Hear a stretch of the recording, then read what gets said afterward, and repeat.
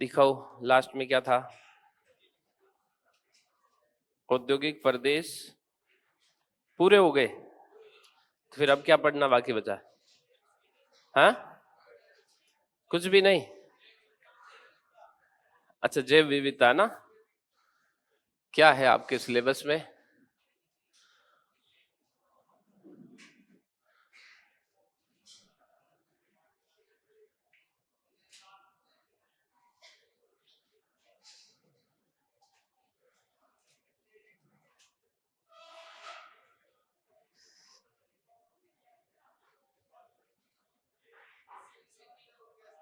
ये तो दूसरा है, इससे अगले वाला ये।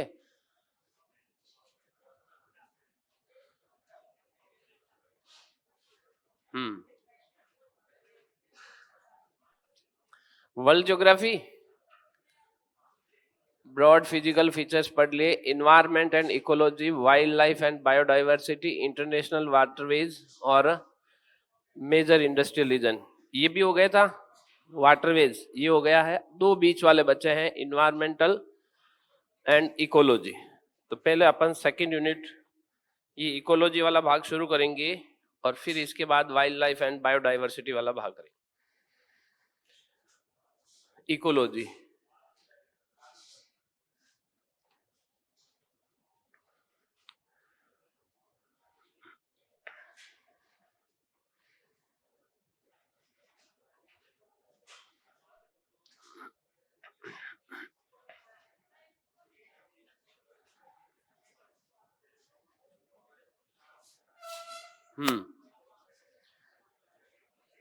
इन्वायरमेंट एंड इकोलॉजी, पारिस्थितिकी और पर्यावरण वाला भाग है। यूनिट सेकंड है जो अपन ने पहले बीच में छोड़ दिया था, वो वाला भाग। इससे पहले इसमें कुछ टॉपिक में लिखा है क्या? कुछ भी नहीं लिखा, शुरू ही नहीं किया हुआ। चलो ठीक है, तो इससे पहले केवल इंडस्ट्री खत्म हुई है, तो पहले वाला इंडस्ट्री वाला भाग बोल दो, फिर मैं इकोलॉजी वाला भाग शुरू करता हूं। किसको सारी इंडस्ट्री याद है? आप कहां देख रहे हो?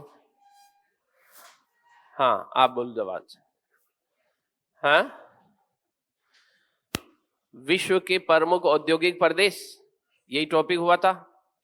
टोटल 39 औद्योगिक प्रदेश बताए आपको, उनके नाम आपको बोलने।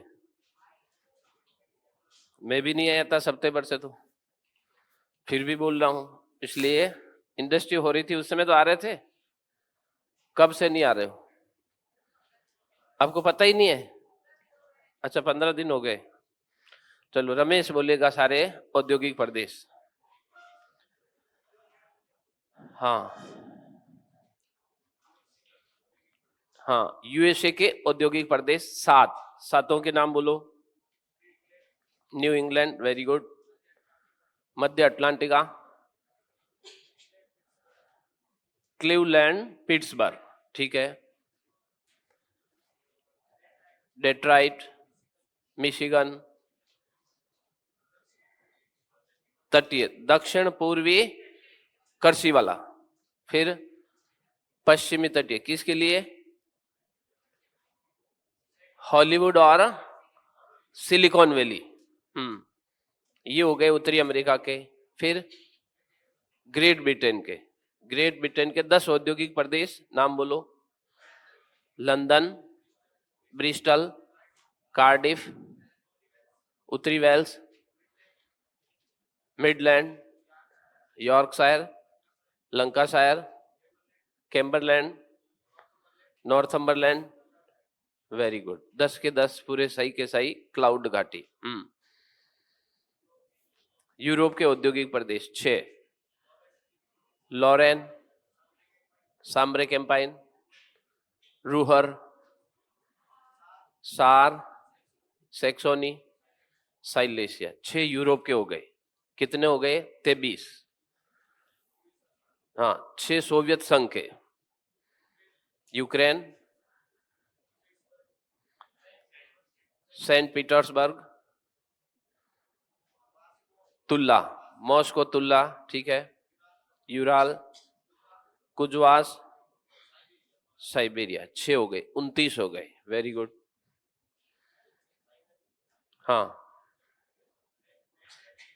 मुगडेन डेरिन, ठीक है। टिटसिन, बीजिंग टिटसिन 2, ठीक है। कोरोना वाला, वुहान, वुहान संगई या संगई, वुहान औद्योगिक प्रदेश, ठीक है। Szechwan, Shanxi Shaanxi. 34। जापान के। टोक्यो याकोहामा, या इसका नाम एक और था, Kanto. Good. Nagoya, Kinki, Hiroshima Shikoku, good. Kitakyushu, very good. 39 के 39 इसने नाम बोल दिए है, तो लगभग पूरी संभावना कि इसके क्वेश्चन राइट हो। अच्छा बोला, वेरी गुड। बैठो। और कोई है ऐसा? धीमी गति से पूरे के पूरे इसने बोले और सही बोले हैं। चलो आप बोलो, स्पीड से बोलना है आपको। आपको जो ग्रेट ब्रिटेन के अपन औद्योगिक प्रदेश 10 है, उनके एक एक करेक्टर बताना, सिंगल करेक्टर। ग्रेट ब्रिटेन के। लंदन, हाँ हाँ हाँ, ठीक है। लंदन में क्या विशेषता थी? जनसंख्या को कम करने के लिए इसके 50 किलोमीटर परिधि क्षेत्र के अंदर 8 इंडस्ट्रियल सिटी डेवलप किए गए। हम्म, ठीक है। हाँ, ठीक है। हम्म हम्म हम्म, ठीक है। नाम तो सही बोले, इनके करेक्टर थोड़ा बोलना था। हाँ। हम्म,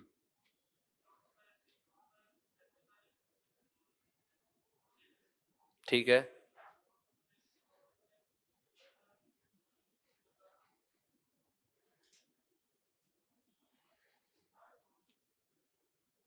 डार्लिंग, हाँ।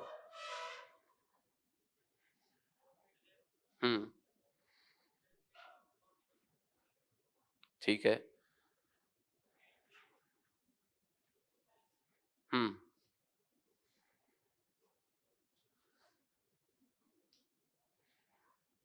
लंका शायर के 2। कौन से?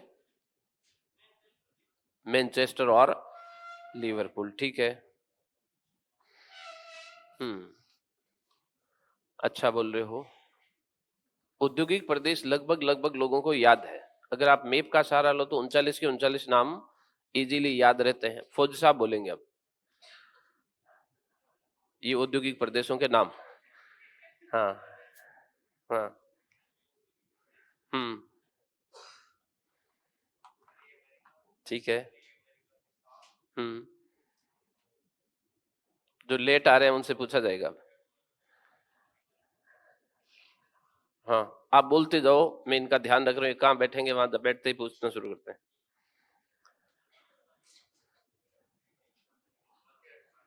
ठीक है। ठीक है। हम्म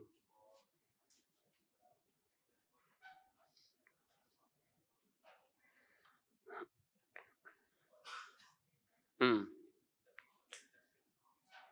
ठीक है।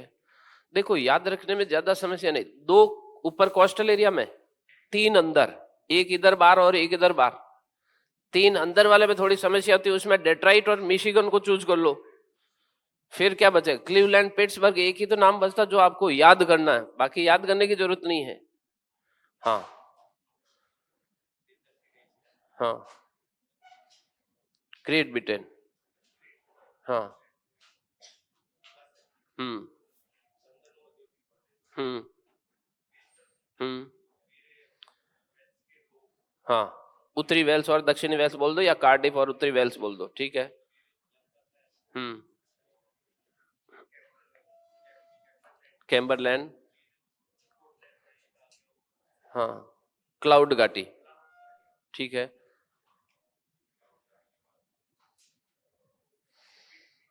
हम्म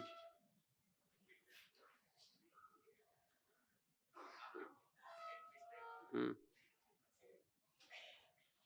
कौन हंस रहा? आप हंस रहे हो? आप बैठ जाओ। फौजी साहब बैठो आप। हैं? सुनील हंसा था?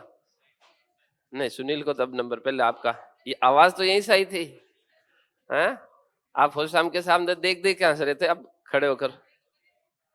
अच्छा, आपको पता नहीं, आप यूरोप के औद्योगिक प्रदेशों के नाम बोलो। एक व्यक्ति बोल रहा है, आप उस पे हंसकर उसकी तरफ देख रहे हो, उसको अपमानित कर रहे हो, तो फिर आप बोल के बता दो। हाँ, सुनील। यूएसएसआर के औद्योगिक प्रदेश।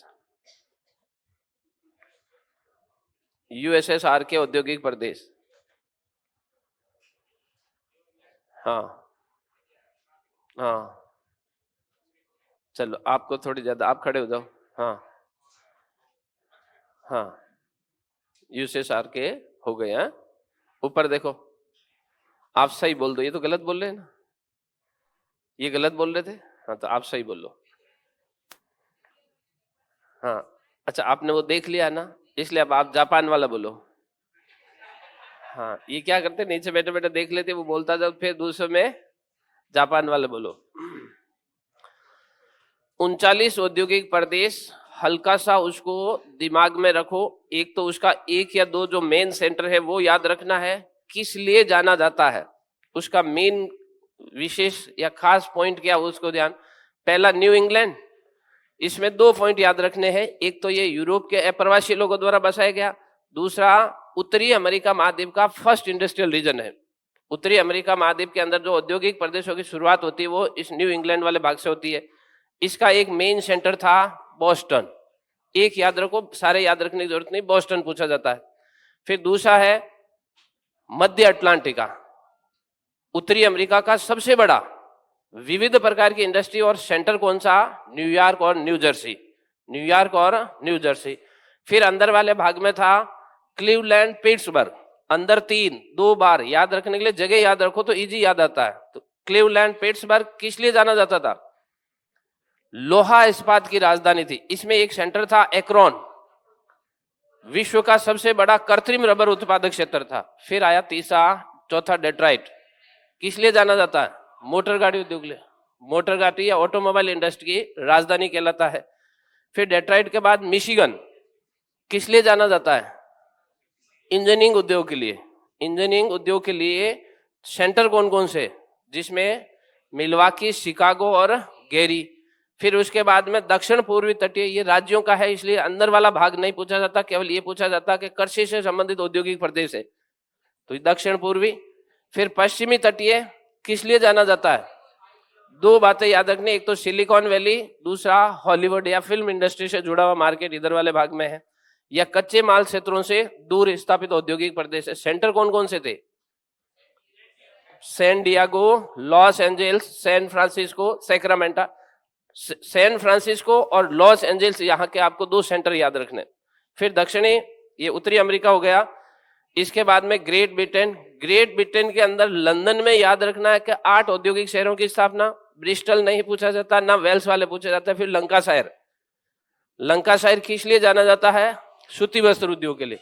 फिर कैम्बरलैंड नहीं पूछा जाता, ग्लासगो में थोड़ी संभावना रहती है। उसके बाद मिडलैंड पूछा जाता है, और इसमें इंग्लैंड वाले में अंदर से कोई नहीं पूछा जाएगा, नाम जरूर किसी का आ सकता है। मिडलैंड में क्या था? ब्लैक कंट्री, पॉल्यूशन की वजह से वो ब्लैक कंट्री नाम। फिर यूरोप, यूरोप के अंदर 6 थे। लॉरेन किस लिए प्रसिद्ध? कौन से देश में? फ्रांस में। फ्रांस के दक्षिणी भाग में लोहा और इस्पात इंडस्ट्री के लिए जाना जाता है। फिर था साम्ब्रे कैंपाइन, कितने देशों में? 5 देशों में। जर्मनी, फ्रांस मेन है, बेल्जियम, नीदरलैंड और लग्जमबर्ग वाला भाग है। किस लिए प्रसिद्ध था? कांच उद्योग और हथियार बनाने के लिए, विशेष रूप सभी प्रकार के हैं लेकिन 2 इंडस्ट्रीज में मेन थी। फिर इसके बाद था रूहर प्रदेश या राइन प्रदेश, किस लिए जाना जाता था? लोहा इस्पात उद्योग, लोहा इस्पात उद्योग के लिए जाना जाता था। फिर इसके बाद में था सार, फिर था सैक्सोनी। जगह याद रखनी, सार और सैक्सोनी किस देश में? जर्मनी में किस लिए जाने जाते हैं? भारी उद्योगों के लिए, हैवी इंडस्ट्री के रूप में जाना। साइलेशिया कितने देशों में? कौन कौन से? पोलैंड, चेक गणराज्य और स्लोवाकिया। किस लिए प्रसिद्ध? कृषि आधारित उद्योग। फिर यूरोप के अंदर 6, ये यूएसएसआर के अंदर 6, कौन कौन से? यूक्रेन। यूक्रेन के तीनों क्षेत्रों के नाम याद रखने, कीव, क्रिवाई रोग और डोनेट्स्क। क्रिवाई रोग किस लिए प्रसिद्ध था? लोहा इसके लिए। डोनेट्स्क कोयले के लिए। ये हैवी इंडस्ट्री के रूप में जाना जाता है यूक्रेन वाला। फिर था मॉस्को, तुल्ला। 2 सेंटर और थे, गोर्की और इवानोवा। गोर्की किस लिए प्रसिद्ध था? डेट्राइट, रूस का डेट्राइट। इवानोवा रूस का मैनचेस्टर कहलाता है। इवानोवा रूस का मैनचेस्टर। उसके बाद में था लेनिनग्राड या सेंट पीटर्सबर्ग। कौन से सेंटर? सेंट पीटर्सबर्ग, तल्लीन और रीगा। किस लिए जाना जा रहा था? बर्फ तोड़ने वाले जहाजों के निर्माण के लिए। फिर इसके बाद में था यूराल। यूराल के अंदर 3-4 औद्योगिक शहरों के नाम याद रखते हैं, क्योंकि नाम यहां पर ये टफ है। मैग्निटोगॉर्स्क, चिलियाबेस्क और निजनी तांगिल। एक इधर वाले भाग में उफा। ये याद रखने हैं 4। किस लिए जाना जाता है? भारी उद्योग, लोहा और इस्पात उद्योग। फिर था कुजवास। कुजवास के अंदर जो 2 सेंटर है उनके नाम आए हुए हैं, कौन से? कुजनेत्स और कारागेंडा। कुजनेत्स और किस लिए प्रसिद्ध? कोयला उत्पादन। कैसा उद्योग? तो हैवी इंडस्ट्री। फिर था पीछे वाले भाग में साइबेरिया। साइबेरिया के अंदर 3 सेंटर, कौन कौन से? चीता, व्लादिवोस्टोक और एक तीसरा और था ना, इर्कुटेक्स। किस प्रकार के उद्योग? लकड़ी या उससे लुगदी से जुड़े उद्योग या कृषि आधारित उद्योग इस वाले भाग में थे। फिर चीन के अंदर 5, कौन से? मुकडेन डेरिन, चीन का सबसे बड़ा औद्योगिक प्रदेश। कैसे इंडस्ट्री? लोहा, इस्पात या भारी उद्योग। उसके नीचे था बीजिंग टिटसिन। किस प्रकार की इंडस्ट्री?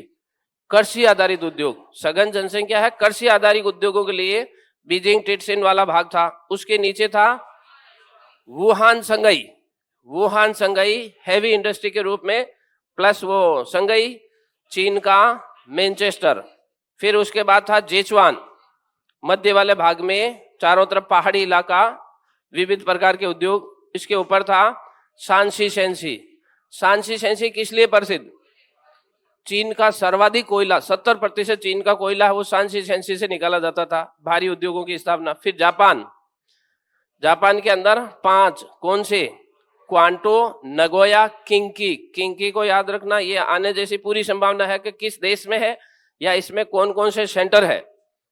कौन से सेंटर थे? क्योटो, कोबे और ओसाका। ओसाका को जापान का मैनचेस्टर कहते हैं, नगोया को जापान का डेट्राइट कहते हैं। फिर 2 और थे, कौन कौन से?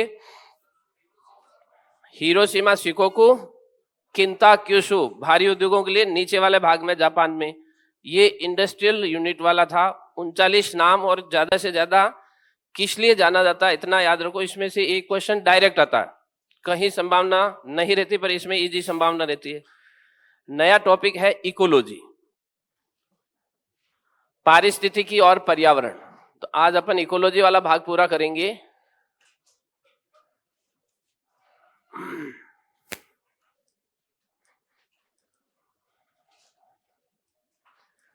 पारिस्थितिकी,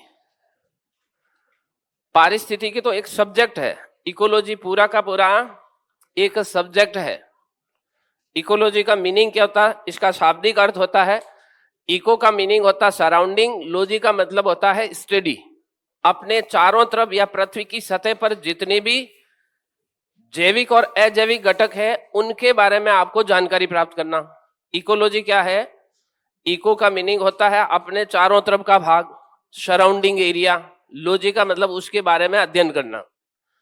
जिस क्षेत्र में या किसी क्षेत्र में या बड़े या छोटा कोई भी क्षेत्र, जैसे अपना क्लास का इकोलॉजी है, तो क्या है कि इस क्लास के बारे में सारी जानकारी, कितने स्टूडेंट है, कितने टीचर है, कितनी टेबल चेयर है, इस सारे का अध्ययन करना क्या कहलाता है? क्लास की इकोलॉजी। यानी किसी के बारे में संपूर्ण जानकारी। संपूर्ण जानकारी में कौन कौन से पक्ष आते हैं? सजीव और निर्जीव दोनों आते हैं।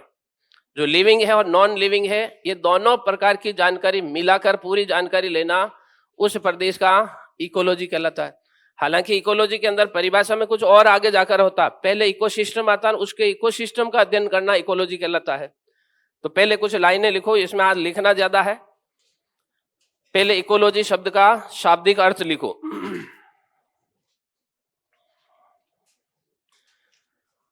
इकोलॉजी नया सब्जेक्ट है, लिखना नहीं हो, ऐसा नहीं, पहले लिख दो नया सब्जेक्ट है। इकोलॉजी लिख के इसमें फर्स्ट लाइन लिखो,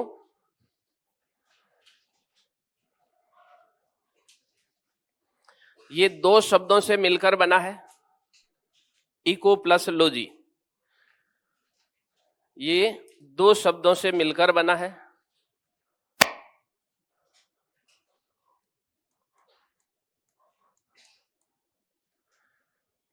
दो शब्दों से मिलकर बना है। नीचे लिखना नंबर 1 इको,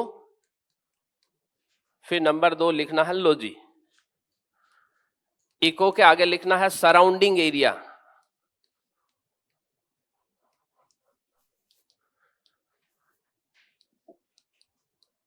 सराउंडिंग एरिया आसपास का क्षेत्र।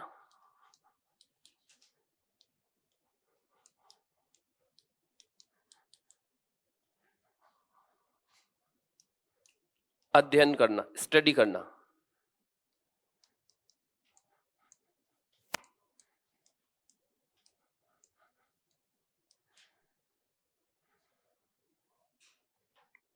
स्टडी अध्ययन करना।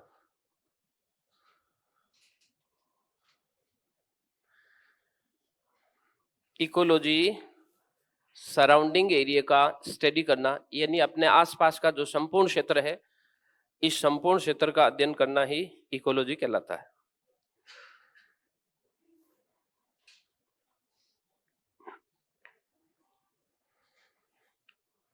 वैसे इकोलॉजी होता क्या है, इसकी परिभाषा के लिए थोड़ा और डीप जाना पड़ेगा। ये एक सब्जेक्ट है, सब्जेक्ट में किसका अध्ययन किया जाता है, ये सब्जेक्ट नया कब से मार्केट में आया, ये नया नया सब्जेक्ट है। पहले इकोलॉजी जैसा सब्जेक्ट हुआ नहीं करता था। आजकल ये 1992 से 1992 से ये एक सब्जेक्ट के रूप में आने लगा, और 2011 के बाद में तो इसका वर्चस्व या इसकी इंपॉर्टेंस और ज्यादा बढ़ती गई 2011 के बाद में। और अब हर किसी एग्जाम के अंदर इसका 1 या 2 क्वेश्चन भी आते हैं। कारण इसका है, देखो, इकोलॉजी से संबंधित जो पहली घटना होती है 1972 के अंदर होती है।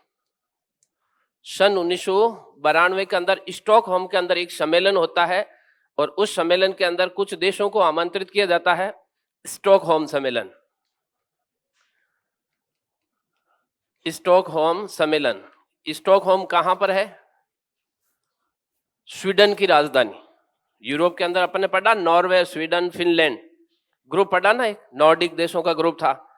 पहला नॉर्वे था, स्वीडन था, फिनलैंड था। तो स्वीडन की राजधानी है स्टॉकहोम। यहां पर 1972 के अंदर एक सम्मेलन होता है, इसको कहा जाता है विश्व पर्यावरण सम्मेलन।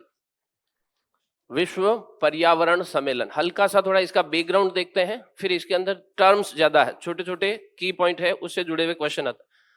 विश्व पर्यावरण सम्मेलन होता है 1972 के अंदर, इसको बोला जाता है स्टॉकहोम सम्मेलन। इसके अंदर जिन देशों को आमंत्रित किया गया, उन देशों को पता नहीं था कि हमें किस टॉपिक पर बोलना है, किस, ये 1972 के अंदर शुरुआत होती है। तो उनके पास ये जानकारी नहीं थे कि हमें वहां बुलाकर किस टॉपिक के बारे में बताया जाएगा या हमें किस टॉपिक के बारे में बोलना है। तो इस सम्मेलन के अंदर लोग इकट्ठे तो हुए थे, लेकिन लोगों ने कहा कि हमें थोड़ा वक्त दीजिए, वक्त के बाद में हम इस टॉपिक के बारे में रिसर्च करेंगे। तो 72 के अंदर केवल सम्मेलन हुआ था, इसके अंदर कोई इस प्रकार का एजेंडा निकल कर नहीं आया। तो इनको 10 साल का टाइम दिया गया। तो अगला जो सम्मेलन होता है वो 1982 में होता है। इसके अंदर जितने भी लोगों को पहले इस पर्यावरण से संबंधित, ये हुआ कब था, तो 5 जून को हुआ था, 5 जून 1972 को। इसलिए 5 जून को क्या मनाया जाता है? विश्व पर्यावरण दिवस मनाया जाता है। शुरुआत जहां से हुई उसी दिन से। फिर 1982 के अंदर ढाका के अंदर ये फिर से सम्मेलन होता है दूसरा, और यहां पर पर्यावरण की परिभाषाएं दी जाती है। इकोलॉजी से सब्जेक्ट पर थोड़ी सी चर्चा की जाती है, और इसमें यह तय किया जाता है कि आने वाले टाइम के अंदर ये टॉपिक बहुत ज्यादा इंपॉर्टेंट होने वाला, इसलिए दुनिया के सारे देशों को इकट्ठा करना। कब करना? तो फिर का अगले 10 साल बाद में जब भी हम इकट्ठे होंगे, पूरे विश्व के सभी देशों को शामिल करेंगे। अगले 10 साल बाद कौन से 1990 यहां पर तीसरा सम्मेलन होता है। इस सम्मेलन के बाद में इकोलॉजी सब्जेक्ट है वो पढ़ने में आने लगता है, सब्जेक्ट के रूप में इसको वेरीफाई कर दिया जाता है और विश्व के सभी कॉलेज यूनिवर्सिटी के अंदर इस सब्जेक्ट के रूप में पढ़ाया जाता है। जो ये होता है इसको बोला जाता है पृथ्वी सम्मेलन, रियो डी जेनेरो पृथ्वी सम्मेलन। पृथ्वी सम्मेलन इसलिए कहा जाता है कि पहली बार दुनिया के सारे देश एक जगह इकट्ठे हुए। 1992 के अंदर 172 देशों ने इसमें भाग लिया। पूरी दुनिया मानी जाती थी, इसलिए इसको कहा जाता है पृथ्वी सम्मेलन। हुआ कहां था? तो ब्राजील के अंदर रियो डी जेनेरो में, रियो डी जेनेरो में पृथ्वी सम्मेलन। और यहां से इकोलॉजी सब्जेक्ट को एक अध्ययन के रूप में, एक सब्जेक्ट के रूप में एक्सेप्ट कर लिया और सभी को निर्देश दिया गया है कि अपने जो कॉलेज लेवल की एजुकेशन है उसके अंदर इसको एक अनिवार्य सब्जेक्ट के रूप में रखा जाए। 1992, फिर 2002, फिर 2012, तब तक इस पर ज्यादा चर्चा नहीं हो रही थी। 2011 के अंदर यूपीएससी के प्रीलिम्स एग्जाम के अंदर इससे लगभग 25 से 30 क्वेश्चन एक साथ आए थे इकोलॉजी और इन्वायरमेंट वाले भाग से।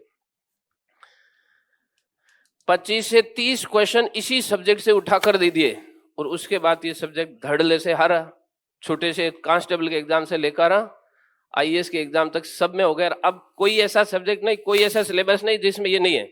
रीट वाले में भी है ये, सेकंड ग्रेड में है ये, एसआई में है, आरएस में और बाकी सब जगह हो गया। 2011 और 12 के बाद में ये सब्जेक्ट एक अनिवार्य रूप से शामिल किया जाने लगा। इस सब्जेक्ट पर ज्यादा जो प्रभाव था वो यूएसए का था, जो संयुक्त राज्य अमेरिका है उसकी राजनीति का इफेक्ट इस पर ज्यादा था। कैसे था? क्योंकि उस समय जो 1991 से पहले सोवियत संघ और यूएसए विश्व दो ध्रुवों में बंटा हुआ था, तो एक इस तरफ खींच रहा था, दूसरा इस तरफ खींच रहा था। 1992 के अंदर पहली बार जो पृथ्वी सम्मेलन होता है, इस पृथ्वी सम्मेलन के अंदर रूस और यूएसए दोनों ने एक साथ भाग लिया। ये पहली बार घटना हुई थी जब सोवियत संघ के टूटने के बाद में रशिया बना और रूस ने और यूएसए ने दुनिया के किसी मंच पर एक साथ उस मीटिंग को साझा किया था। 1992 में रूस की राजनीति का ज्यादा प्रभाव रहा था इस इकोलॉजी और एनवायरनमेंट वाले भाग में। 1992 में जो यूएसए के राष्ट्रपति थे उनका नाम था जॉर्ज बुश सीनियर।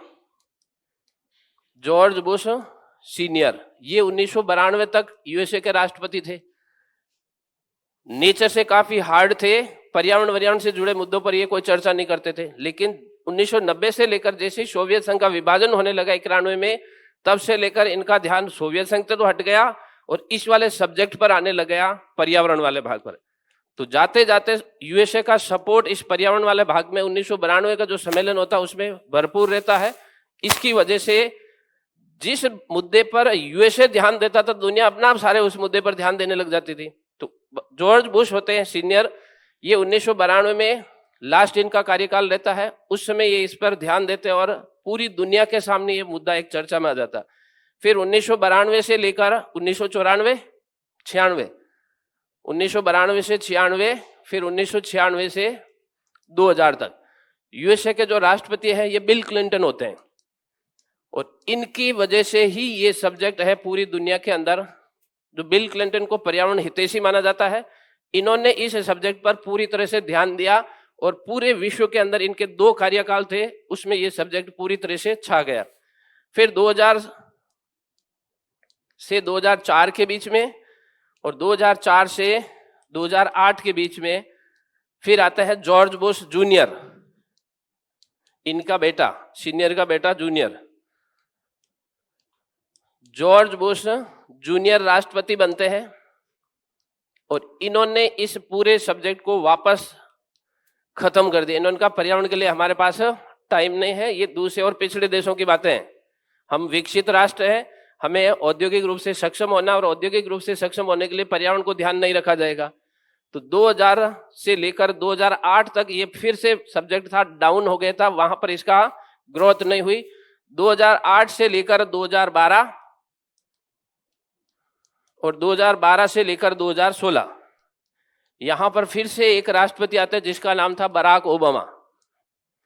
ये पर्यावरण हितैषी थे, इन्होंने फिर से इस सब्जेक्ट को उठाया और तब से लेकर ये सब्जेक्ट पूरे अंतर्राष्ट्रीय स्तर पर छाता गया। हालांकि इसके अंदर 2016 के बाद में ट्रंप ने पेरिस सम्मेलन का बहिष्कार कर दिया था। उन्होंने कहा कि पर्यावरण ये क्या होता है, मैं तो नहीं जानता यहां से। लेकिन अब स्थिति ऐसी हो गई कि विश्व एक ध्रुवीय नहीं रहा। कुछ राष्ट्र ऐसे हो गए जो अत्यधिक डेवलप की ओर बढ़ रहे हैं। इन राष्ट्रों का वर्चस्व हो गया, जिसमें कौन से? जर्मनी, जापान,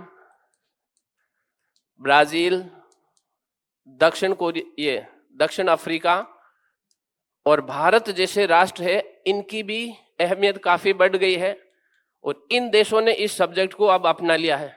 जर्मनी, जापान, दक्षिण अफ्रीका, भारत, ब्राजील, इन देशों ने इसको एक्सेप्ट कर लिया। ये देश भी आज दुनिया के अंदर अपना वर्चस्व रखते हैं।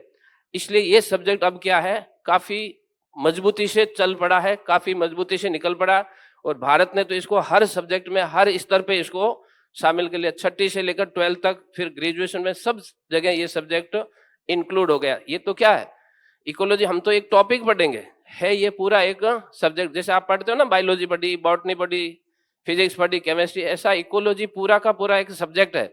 तो सब्जेक्ट के रूप में अब ये चलने लगा। हमें तो केवल इसके की पॉइंट है उनको निकालना है कि इकोलॉजी से जुड़े हुए क्वेश्चन कौन से होते हैं, इकोलॉजी के अंदर कौन कौन सी टर्म्स है, किस प्रकार से हम इसको लिख सकते हैं। कुछ लाइनें लिखो इससे जुड़ी हुई।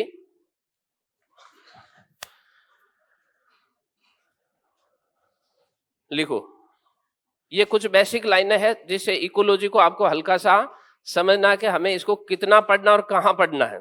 लिखो इसमें, पर्यावरण व पारिस्थितिकी से, पर्यावरण और पारिस्थितिकी से, इन्वायरमेंट और इकोलॉजी, ये दोनों एक साथ चलते हैं। हालांकि इन्वायरमेंट ऊपर होता है, इकोलॉजी नीचे होता है। पर्यावरण व पारिस्थितिकी से जुड़ा हुआ पहला सम्मेलन, पर्यावरण व पारिस्थितिकी से जुड़ा हुआ पहला सम्मेलन 5 जून 1972 में, पर्यावरण व पारिस्थितिकी से जुड़ा हुआ पहला सम्मेलन 5 जून 1972 को स्टॉकहोम में आयोजित किया गया। ब्रैकेट में इसके देश का नाम लिख लेना, स्वीडन। 5 जून 1972 को स्टॉकहोम में आयोजित किया गया।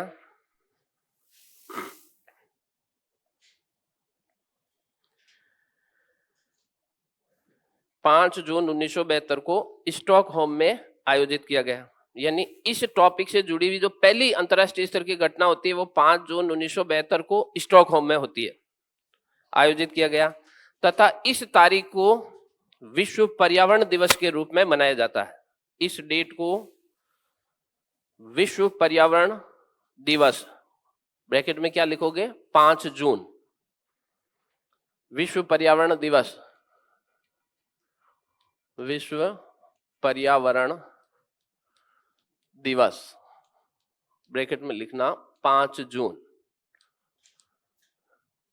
इस डेट को विश्व पर्यावरण दिवस के रूप में मनाया जाता है।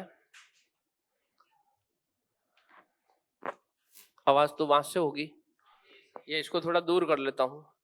हाँ, विश्व पर्यावरण दिवस के रूप में मनाया जाता है। फिर नेक्स्ट लिखो, इस विषय पर संयुक्त राज्य अमेरिका की राजनीति का अत्यधिक प्रभाव रहा है। इस सब्जेक्ट पर या इस विषय पर,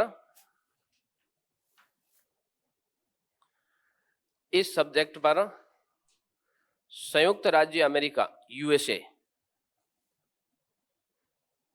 की राजनीति का अत्यधिक प्रभाव रहा है। इस विषय पर संयुक्त राज्य अमेरिका की राजनीति का अत्यधिक प्रभाव रहा है।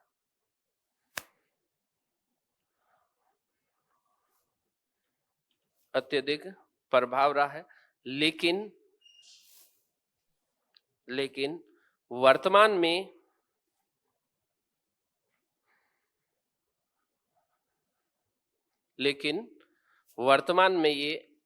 में ये विषय यूएसए से मुक्त होकर अंतरराष्ट्रीय स्तर का बन गया है। लेकिन वर्तमान में ये यूएसए से मुक्त होकर अंतर्राष्ट्रीय स्तर का विषय बन गया है।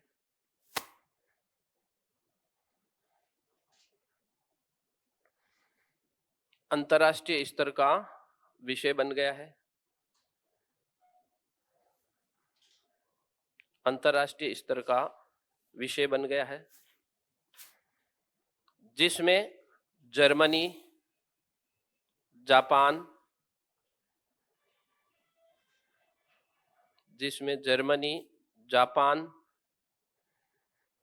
दक्षिण अफ्रीका,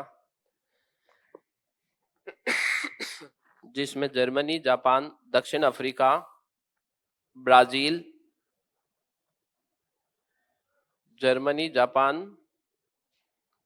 दक्षिण अफ्रीका, ब्राजील और भारत ने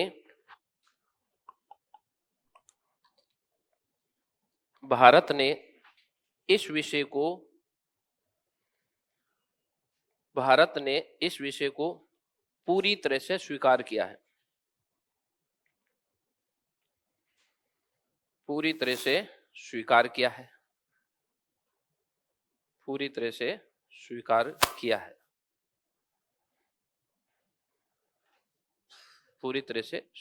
है। अब इस धीरे से अपन टॉपिक के अंदर आते हैं। थोड़ा सा इसको देखना। जो पारिस्थितिकी है, पहले अपन पारिस्थितिकी पढ़ेंगे, फिर अपन पर्यावरण पढ़ेंगे। इस पारिस्थितिकी के अंदर दो प्रकार की टर्म्स ली जाती है। एक तो होते हैं जैविक घटक। कौन कौन से जैविक घटक? जिसके अंदर जीवित जितने भी भाग है, चाहे पेड़ पौधे हो, जीव जंतु हो या सूक्ष्म जीव हो, पादप, जंतु व सूक्ष्म जीव, ये सारे क्या कहलाते हैं? जैविक घटक, सूक्ष्म जीव। और अजैविक घटक बाकी सारे जो नॉन लिविंग है, जैसे इसमें तापमान है, मृदा है, आर्द्रता है, ये सारे घटक, चट्टाने हैं, सभी प्रकार के घटक है, ये अजैविक घटक कहलाते हैं। जैविक घटक पूरी तरह से किस पर डिपेंड है? अजैविक, इस पर निर्भर है। अगर अजैविक घटक नहीं हो तो जैविक घटक अपने आप खत्म हो जाते हैं। तो जैविक घटक है वो अजैविक घटक पर पूरी तरह से डिपेंड है। जैविक घटक और अजैविक घटक के बीच में जो अंतर क्रिया होती है, लाइन को समझना, इनसे और इनके बीच में जो इंटर रिएक्शन होता है, इन दोनों के बीच में जो अंतर क्रिया होती है, इस अंतर क्रिया को कहा जाता है इकोसिस्टम। इकोसिस्टम, पारितंत्र या पारिस्थितिकी तंत्र। जैविक घटक व अजैविक घटक के मध्य होने वाली अंतर क्रिया को क्या कहा जाता है? इकोसिस्टम। अब इकोसिस्टम के अंदर क्या होती है? तो इकोसिस्टम के अंदर होती है प्रजाति, स्पीसीज। प्रजाति के बाद में होती है जनसंख्या, जनसंख्या के बाद में आता है समुदाय, और समुदाय प्लस इस अजैविक घटकों को मिलाकर जो बनता है वो बनता है इकोसिस्टम। इकोसिस्टम के अंदर भी आगे प्रकार आएंगे। कौन सा? एक तो निर्माण के आधार पर कृत्रिम हो जाएगा, प्राकृतिक हो जाएगा। एक आकार के आधार पर। कैसे? थोड़ा सा इसको पहले समझ लूं। इकोसिस्टम के अंदर क्या आएगा? जनसंख्या आ जाएगी। इन शब्दों के सारे अपन मीनिंग देखेंगे। जनसंख्या आ जाएगी। जनसंख्या के बाद में क्या था? वो एक और था, समुदाय, प्रजाति, प्रजाति, समुदाय प्लस अजैविक घटक। अजैविक घटक बराबर इकोसिस्टम। इकोसिस्टम के प्रकार कितने प्रकार? तो दो प्रकार। एक तो हो जाएगा निर्माण के आधार पर, दूसरा हो जाएगा आकार के आधार पर। निर्माण के आधार पर दो प्रकार का हो जाएगा, कृत्रिम हो जाएगा, प्राकृतिक हो जाएगा। आकार के आधार पर बड़ा हो जाएगा और छोटा हो जाएगा। जो प्राकृतिक और बड़ा होगा इसको कहेंगे हम जीवोम। बायोम। अगर प्राकृतिक इकोसिस्टम है और उसका आकार बड़ा है तो उसको बोलते हैं हम बायोम। खूब सारे बायोम मिलाकर या जीवोम मिलाकर उसको बोलते हैं बायोस्फीयर। अपने भारत के अंदर 18 बायोस्फीयर रिजर्व है। भारत के अंदर 18 बायोस्फीयर रिजर्व है। उसके अंदर क्या मिला जाता है, वो प्राकृतिक हो, वो बड़ा हो, और ऐसे कई सारे जीवों मिलाकर एक बनाया जाता है, उसको बोलते हैं बायोस्फीयर रिजर्व या उसको बोलते हैं आगार। बायोस्फीयर रिजर्व या आगार। अब इसके अंदर आया है एक शब्द आया जनसंख्या। किसको कहते हैं जनसंख्या, या किसको कहते हैं प्रजाति, किसको कहते हैं समुदाय। इकोसिस्टम के अंदर समुदाय, प्रजाति या जनसंख्या। जनसंख्या के अंदर एक ही प्रकार के जीव या लैंगिक रूप से समान जीव, लैंगिक रूप से समान जीव, उनका जो संख्या होती है उसको कहा जाता है जनसंख्या। जैसे मानव, हम क्या है, सारे लैंगिक रूप से समान है। अगर सारे मानवों को मिला लिया जाए तो हम क्या हो जाएंगे, हमारी एक जनसंख्या। पशु है, लैंगिक रूप से समान है। पशुओं में भी अलग अलग कैटेगरी, लेकिन जो जैसे गाय है, गाय की जनसंख्या, भैंस है, भैंस की जनसंख्या, इन सभी को मिलाकर जो ग्रुप बनता है, उस ग्रुप को जो लैंगिक रूप से समान है उसको कहा जाएगा उसकी जनसंख्या। जनसंख्या के अंदर एक शब्द आता है प्रजाति। इसको डेफिनेशन आती है और इसके अंदर दो एग्जाम्पल है, उसको थोड़ा ध्यान रखना है। क्या है प्रजाति के अंदर है, जो लैंगिक गुणसूत्रों की दृष्टि से समान हो, गुणसूत्रों की दृष्टि से समान हो,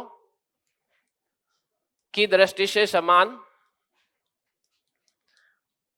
प्लस वो संतान उत्पन्न कर सकते हो,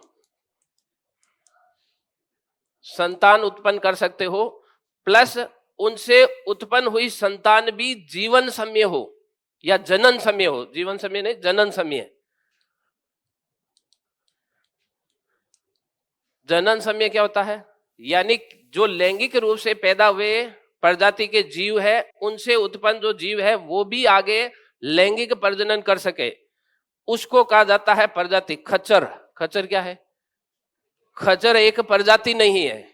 एक शब्द आता है हिन्नी, हिन्नी। देखो, घोड़ा और गधा,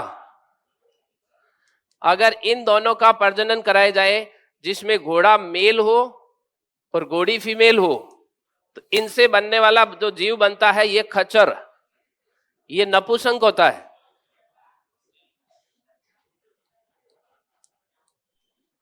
ये नपुंसक होता है, ये नए जीव उत्पन्न नहीं कर सकता है, इसलिए इसको प्रजाति में शामिल नहीं किया जाता है। अगर मिलने वाला गधा फीमेल हो और इधर वाले भाग के अंदर जो घोड़ा हो मेल हो, इनसे बनने वाले जो संतान है उसको कहा जाता है हिन्नी। ये भी प्रजाति का हिस्सा नहीं है, क्योंकि इनके अंदर नपुंसक होते हैं, ये नए जीव उत्पन्न नहीं कर सकते दोनों ही, इसलिए ये प्रजाति का हिस्सा नहीं है। तो अब लाइन आपके समझ में आने चाहिए, प्रजाति किसे कहते हैं, जो लैंगिक रूप से सक्षम हो, जो अपने समान संतान की उत्पत्ति कर सकते हो, उनसे उत्पन्न हुई संतान भी जनन समय हो, उसको क्या कहा जाता है, प्रजाति कहा जाता है। प्रजाति कौन, जो खुद संतान उत्पन्न कर सकते हो, उनसे उत्पन्न हुई संतान भी आगे संतान उत्पन्न कर सकती हो, वो प्रजाति कहलाती है। माल्टा, हाँ, जिनसे नई संतान उत्पन्न नहीं होती वो प्रजाति में काउंट नहीं की जाती है, मिक्स करके बनाया गया। तो माल्टा से खुद माल्टा नहीं बनता है, इसलिए वो भी क्या है, प्रजाति नहीं है। ये जो मिक्स रूप किया जाता है उसका सबसे अच्छा उदाहरण ये है, क्योंकि ये अपन नाम सुनते हैं या डेली लाइफ में जिसको हम समझते हैं। खच्चर, वैष्णो देवी जाते हो तो वो खच्चर मिलते हैं। खच्चर का निर्माण इसलिए किया गया है कि ये गधा क्या होता है, शारीरिक श्रम करने वाला होता है, घोड़ा क्या होता है, चलने के लिए जाना जाता है। तो इन दोनों को मिलाकर जो कैरेक्टर डेवलप किया कि जो शारीरिक रूप से सक्षम हो, जो अधिक समय तक चल सके, उसको क्या कहा जाता है, खच्चर कहा जाता है। खच्चर का निर्माण इसलिए किया गया कि ये चल भी सके और मजबूत भी हो, शांत स्वभाव का हो, इसलिए खच्चर का निर्माण किया। लेकिन ये क्या होता है, नपुंसक होता है, ये प्रजाति में कंसीडर नहीं किया जाता है। तो कुछ शब्दों को आपको ये लिखना है यहां पर, फिर अपन इसके अंदर जैविक और अजैविक घटक पढ़ेंगे।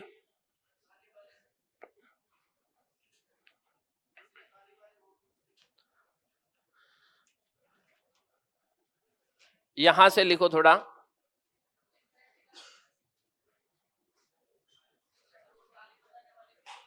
हाँ बोलो, हाँ लिखो आप पहले। देखो सब्जेक्ट ऐसा है इसलिए आपको शांति से बैठना है।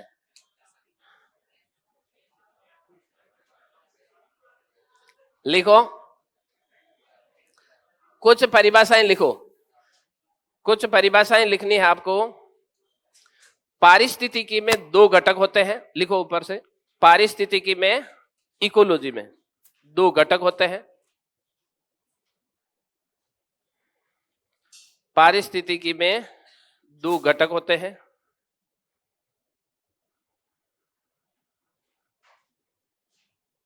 पारिस्थितिकी में 2 घटक होते हैं।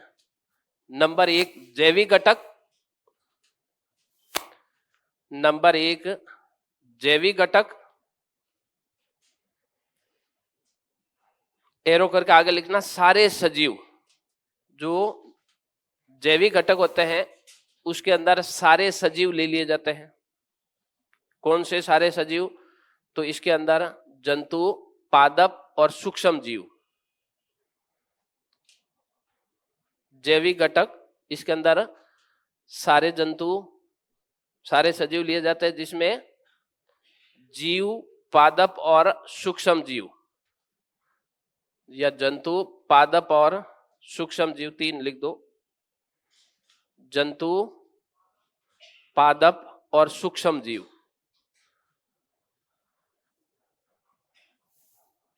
जंतु, पादप और सूक्ष्म जीव, ये सारे मिलाकर कहलाते हैं जैविक घटक। अजैविक घटक नंबर 2 लिखे, नीचे लिखो अजैविक, एबायोटिक कंपोनेंट, अजैविक घटक।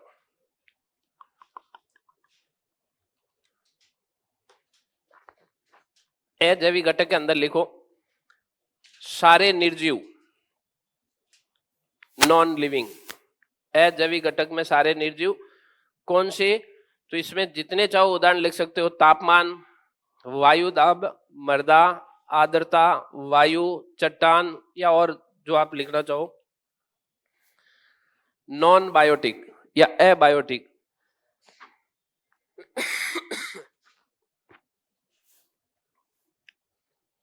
अजैविक घटक सारे निर्जीव, सारे निर्जीव के अंदर तापमान, वायुदाब, आर्द्रता, मृदा, चट्टाने आदि। फिर लिखो जैविक घटकों का जीवन अजैविक घटकों के बिना संभव नहीं है। जैविक घटकों का जीवन अजैविक घटकों का, जैविक घटकों का जीवन अजैविक घटकों के बिना संभव नहीं है।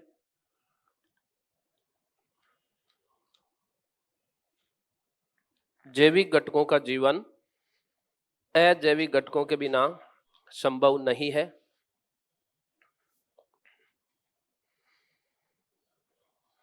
अजैविक घटकों के बिना संभव नहीं है। फिर नेक्स्ट लाइन में लिखो जैविक घटक की अजैविक घटक के साथ होने वाली अंतरक्रिया। जैविक घटक की अजैविक घटक के साथ होने वाली अंतरक्रिया को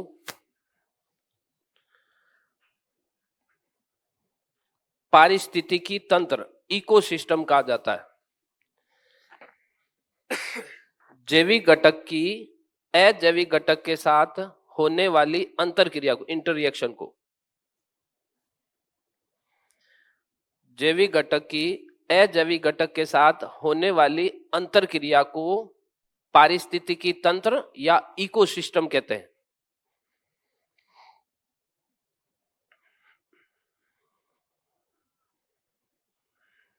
इकोसिस्टम कहते हैं। इकोसिस्टम क्या हो गया? इकोसिस्टम में क्या कहा जाता है? किसको इकोसिस्टम कहा जाता है? यहां पर कोई मिट्टी का भाग है, इधर वाले भाग में कोई सूक्ष्म जीव है या पेड़ पौधा है, इन दोनों के बीच में क्या अंतरक्रिया होती है, इस अंतरक्रिया को क्या कहा जाता है, इकोसिस्टम। अभी तो हमने इकोसिस्टम कहा इसको। अगर अपन इस इकोसिस्टम का अध्ययन करते हैं, पढ़ते हैं कि दोनों कौन सा किस पर डिपेंड है, तब फिर इस अध्ययन को क्या कहा जाएगा, इकोलॉजी। इकोलॉजी तो सब्जेक्ट है ना, उसमें किसी को पढ़ा जाता है, तो पढ़ा किसको जाएगा, इकोसिस्टम को पढ़ा जाएगा। इकोसिस्टम क्या होता है, अजैविक और जैविक के बीच में क्या क्रिया हो रही है, कौन किसको फायदा कर रहा है, कौन किसको नुकसान कर रहा है, कौन किसके बिना नहीं रह सकता या कौन किसके बिना रह सकता है, ये इकोसिस्टम है। लिखो इसमें, अंतरक्रिया को पारिस्थितिकी तंत्र या इकोसिस्टम कहते हैं, तथा इसके अध्ययन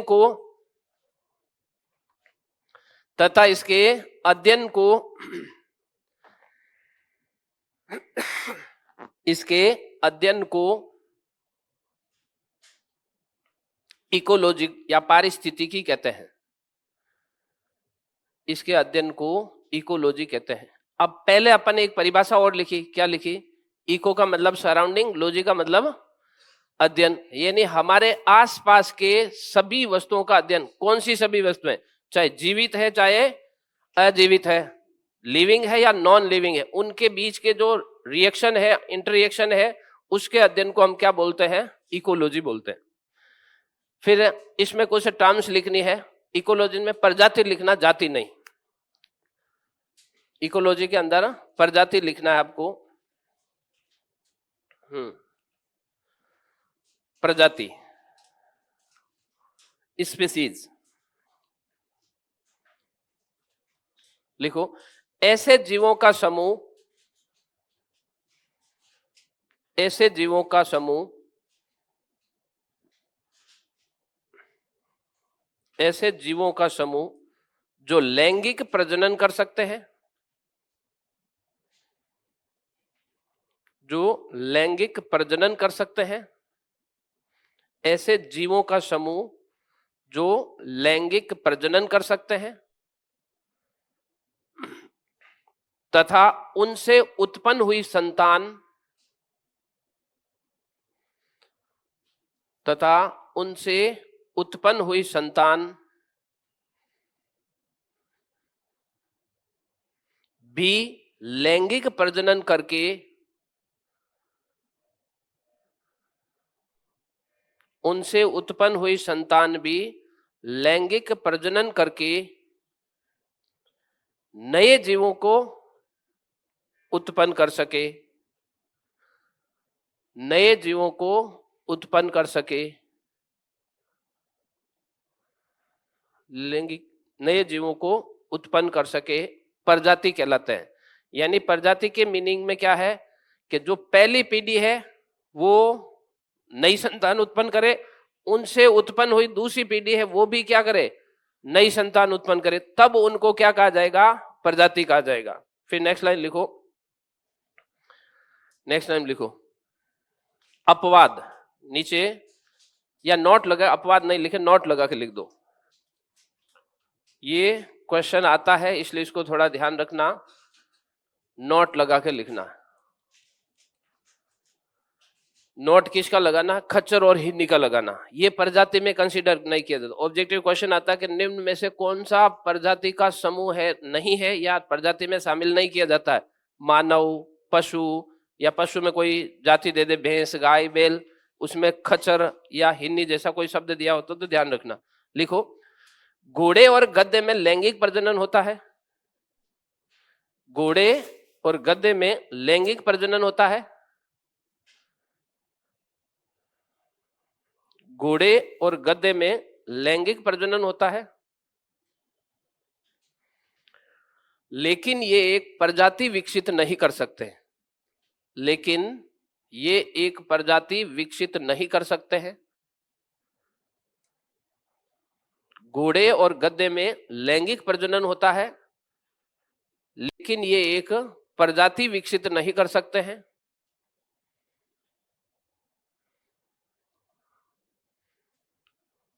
घोड़े और गधे में लैंगिक प्रजनन होता है, लेकिन ये एक प्रजाति विकसित नहीं कर सकते हैं, क्योंकि क्योंकि इनसे उत्पन्न होने वाली संतान, इनसे उत्पन्न होने वाली संतान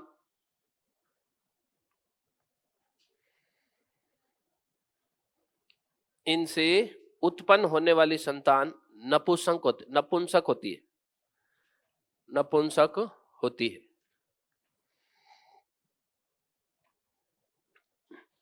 इनसे उत्पन्न होने वाली संतान नपुंसक होती है,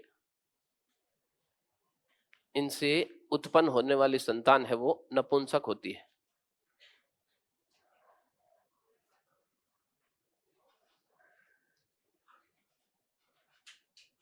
ऐसा नीचे लिखना है आपको, इधर लिखना है गधा, इधर लिखने है घोड़ा।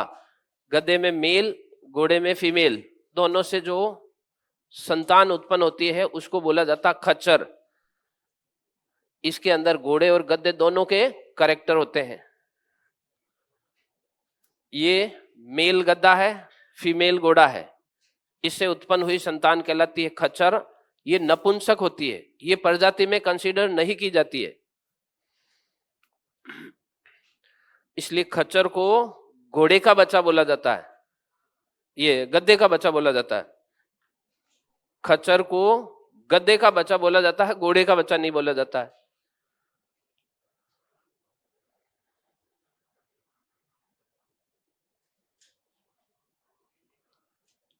हिन्नी को,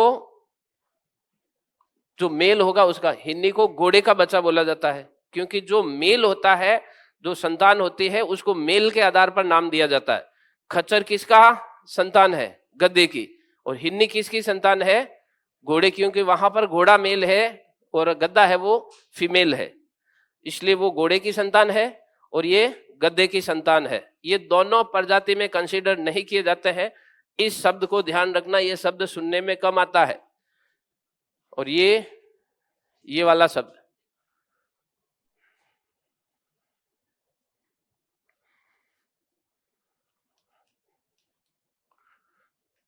हिन्नी,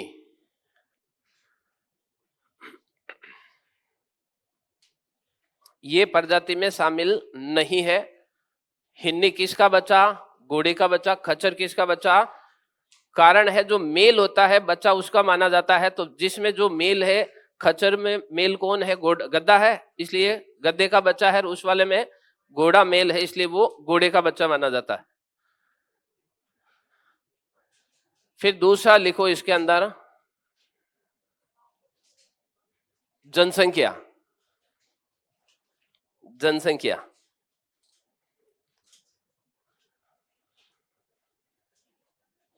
जनसंख्या किसे कहा जाता है? लिखो इसमें, जब एक ही प्रजाति के सभी जीवों को, जब एक ही प्रजाति के सभी जीवों को, जब एक ही प्रजाति के सभी जीवों को एक साथ मिला दिया जाता है,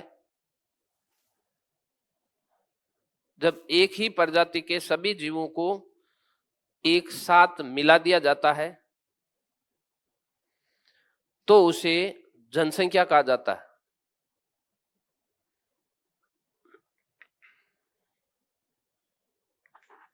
तो उसे जनसंख्या कहा जाता है। जब एक ही प्रजाति के सभी जीवों को एक साथ मिला दिया जाता है तो उसे हम क्या कहते हैं? प्रजाति और जनसंख्या में क्या डिफरेंस है? प्रजाति का मीनिंग तो है एक पीढ़ी से दूसरी पीढ़ी और दूसरी पीढ़ी से आगे निरंतर वो क्रम बना रहे, तब उसको हम क्या कहेंगे? प्रजाति या जाति। जब इस प्रजाति या जाति के सभी लोगों को एक साथ मिला दिया जाता है तब वो क्या बन जाती है? जैसे हमारी जनसंख्या, हमारे अंदर ये आ रहा है भाई, एक से दूसरी पीढ़ी, दूसरी से तीसरी, चौथी, अगर हम सबको मिला दिया जाएगा तो हम क्या बन जाएंगे? जैसे उदाहरण लिख दो, जैसे मानव जनसंख्या, पशु जनसंख्या, जैसे मानव जनसंख्या, पशु जनसंख्या, जैसे मानव जनसंख्या, पशु जनसंख्या। मानव जनसंख्या सारे मानवों को मिला दिया, पशु में सारे पशुओं को मिला दिया। फिर लिखो तीसरा, समुदाय, कम्युनिटी। इकोसिस्टम में कम्युनिटी किसे कहा जाता है? कम्युनिटी। लिखो, अलग अलग जातियों के सभी जीवों को, यानी मानव भी मिल गया, पशु भी मिल गया, पेड़ पौधे भी मिल गए, अलग अलग जातियों के सभी जीवों को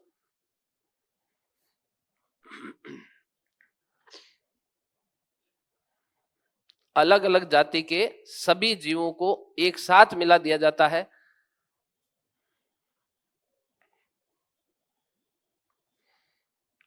अलग अलग जातियों के सभी जीवों को एक साथ मिला दिया जाता है तो उसे समुदाय कहा जाता है। इसमें क्या शामिल नहीं है? अजैविक घटक। क्या शामिल नहीं है? लाइन कुछ समझ में आ रही है? समुदाय किसे? सबको मिला दो। किसको? जो जीवित है, जो सजीव है, तब वो क्या बन जाएगा? समुदाय। मान लो अपन जैसे यहां रह रहे हैं, अपन सब मिल गए, पेड़ पौधे मिल गए, कोई पक्षी है, कोई जानवर है, वो मिल गया, तब हम एक समुदाय बन गए। अगर इस समुदाय के अंदर टेबलें मिला दी जाए, दीवारें मिला दी जाए, या और जो नॉन लिविंग है वो मिला दिया जाए, तब ये क्या बन जाएगा? इकोसिस्टम बन जाएगा। लाइनों को ध्यान रखना, धीरे धीरे ये ग्रुप बड़ा होता जा रहा है। प्रजाति यानी जो एक से दूसरी पीढ़ी एक जैसे हो, फिर जनसंख्या, उन सबको मिला दो, जनसंख्या हो गई। एक जनसंख्या, दूसरी जनसंख्या, एक जनसंख्या किसी मानव जनसंख्या, दूसरी जनसंख्या किसकी? पशुओं की, तीसरी जनसंख्या किसकी? पादपों की। मान लो इन सबको मिला दिया जाए जनसंख्या को, तब क्या बन जाएगा? समुदाय। लिविंग है सारे, समुदाय में सारे क्या है? जिंदा है, सजीव है, तब बन गए समुदाय। अगर इस समुदाय के अंदर हम नॉन लिविंग मिला देंगे, अबायोटिक मिला देंगे या निर्जीव मिला देंगे, कौन से? जितने भी निर्जीव वहां उस क्षेत्र के अंदर है, तब वो क्या बन जाएगा? इकोसिस्टम बन जाएगा। लिखो, जीवों को मिला दिया जाता तो उसको समुदाय कहते हैं। नीचे लिखना पारिस्थितिकी तंत्र, परिभाषा लिखेंगे फिर इसकी ये फॉर्मूला लिखेंगे। पारिस्थितिकी तंत्र, इकोसिस्टम, इनकी मीनिंग आपके समझ में आनी चाहिए। लिखते लिखते लास्ट तक ये क्लियर हो जाना चाहिए कि है क्या ये इकोसिस्टम। इकोसिस्टम या पारिस्थितिकी तंत्र में लिखो, इकोसिस्टम लिखो, सभी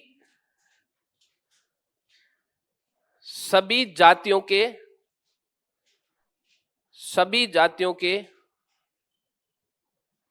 जनसंख्या को मिलाकर, सभी जातियों के जनसंख्या को मिलाकर समुदाय का निर्माण किया जाता है। सभी जातियों की जनसंख्या को मिलाकर समुदाय का निर्माण किया जाता है।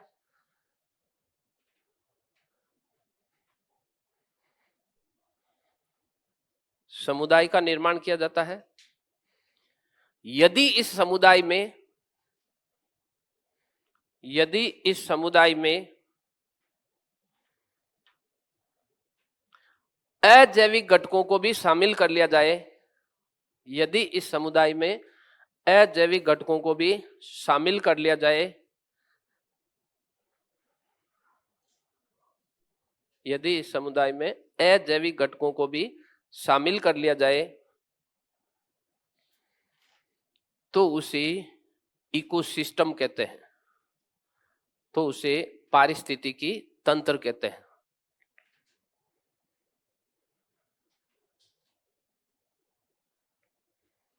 तो उसे पारिस्थितिकी तंत्र कहते हैं। तो उसे पारिस्थितिकी तंत्र कहते हैं। कैसे? देखो, पारिस्थितिकी तंत्र क्या आ जाएगी? पहले आ जाएगी प्रजाति। प्रजाति को मिलाकर क्या बना दी हमने? जनसंख्या बना दी। सभी जनसंख्या को मिलाकर हमने क्या बना दिया? समुदाय बना दिया। अगर इस समुदाय के अंदर हम अजैविक घटक मिला दें, तब क्या बन जाएगा? ये लाइनें आपके यहां तक समझ में आनी चाहिए कि बड़ा कौन, छोटा कौन। प्रजाति सबसे छोटी, जनसंख्या उसके बाद बड़ी, समुदाय उसके बाद बड़ा, और समुदाय के साथ अजैविक घटक मिला दिया जाए तो इकोसिस्टम। इकोसिस्टम कोई पर्टिकुलर एरिया होगा, कोई एक क्षेत्र होगा। इस क्षेत्र के अंदर रहने वाले सारे कौन? सजीव और निर्जीव, इनका अध्ययन करना इकोलॉजी, और ये वाला पूरा भाग क्या हो गया? इकोसिस्टम। अब इकोसिस्टम कैसा होगा हम भी डेवलप कर सकते हैं। कैसे कर सकते हैं? किसी ने मान लो कोई राजा महाराजा था, जैसे जयपुर के महाराजा ने जयसमन झील बनाई, क्या था ये? कृत्रिम है। कैसा इकोसिस्टम? जयसमन झील बना दी, यहाँ बीच में इधर पेड़ पौधे हो गए, यहाँ जानवर रहने लगे, झील निर्जीव हो गई, बाहर चारों तरफ सजीव हो गए, तो ये क्या हो गया? एक इकोसिस्टम हो गया। इस इकोसिस्टम को किसने डेवलप किया? किसी मानव ने डेवलप किया ना, तब ये कैसा हो गया? कृत्रिम इकोसिस्टम। और कोई ऐसा क्षेत्र है, मान लो प्राकृतिक रूप से कहीं पर झील का निर्माण है, नेचुरल कहीं पर झील बनी हुई है, जैसे राजस्थान मान लो और जगह जगह झीलें बनी होगी, वो प्राकृतिक झील। और इस प्राकृतिक झील के बाहर चारों तरफ भी पेड़ पौधे जीव जंतु होंगे, तो इस प्रकार का जो इकोसिस्टम होगा जिसको किसी मानव ने डेवलप नहीं किया हो, वो क्या हो जाएगा? प्राकृतिक। और ऐसे जो प्राकृतिक इकोसिस्टम होते हैं ये आकार में क्या होते हैं? बड़े होते हैं। हम तो झील बनाते तो छोटी बनाते ना, तो प्राकृतिक आवास के रूप में या प्राकृतिक जो इकोसिस्टम है ये आकार में बड़े होते हैं। ऐसे प्राकृतिक आवास वाले जो बड़े आकार के इकोसिस्टम है, अगर इन बड़े बड़े आकार के इकोसिस्टमों को मिला दिया जाए तब वो क्या बनता है? बायोम या जीवोम। तो सबसे बड़ी इकाई कौन सी हो जाएगी? बायोम या जीवोम। इकोसिस्टम उससे छोटी, इकोसिस्टम से छोटा समुदाय, समुदाय से छोटी जनसंख्या, जनसंख्या से छोटी, ये सब मिलकर एक कोई न कोई इकोसिस्टम, इकोसिस्टम बन जाएगा बायोस्फीयर रिजर्व। और भारत के अंदर कितने बायोस्फीयर रिजर्व? यहां तक आकर फिर अपन क्या बायोडाइवर्सिटी वाला भाग है वो धीरे धीरे इसके अंदर इंक्लूड होता जाएगा। ये सब्जेक्ट बॉटनी का है, ये लिख लिया ना अपन फॉर्मूला वाला, ये लिख लिया, इसको लिखो। समझने में ये थोड़ी हेल्प करता है, आपका दिमाग को थोड़ा बड़ा बनाता। प्रजाति, जनसंख्या, समुदाय प्लस अजैविक घटक मिलकर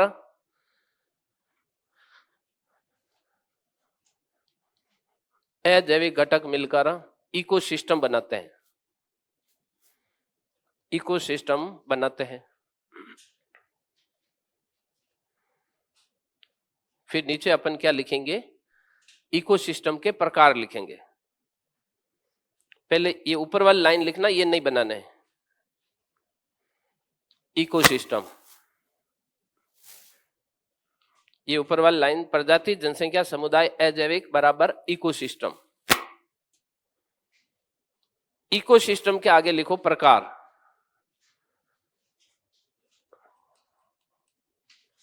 इकोसिस्टम के टाइप,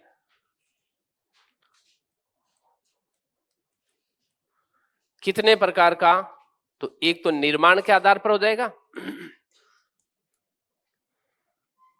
और दूसरा आकार के आधार पर हो जाएगा।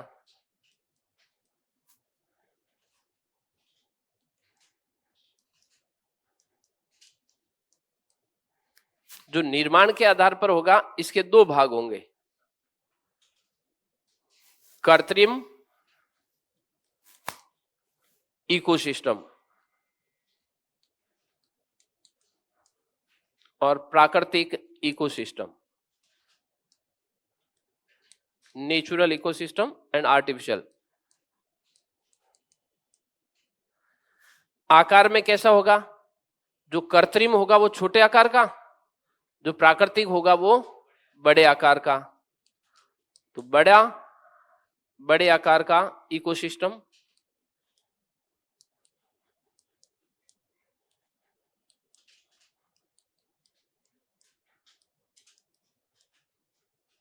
और इधर हो जाएगा छोटे आकार, स्मॉल साइज।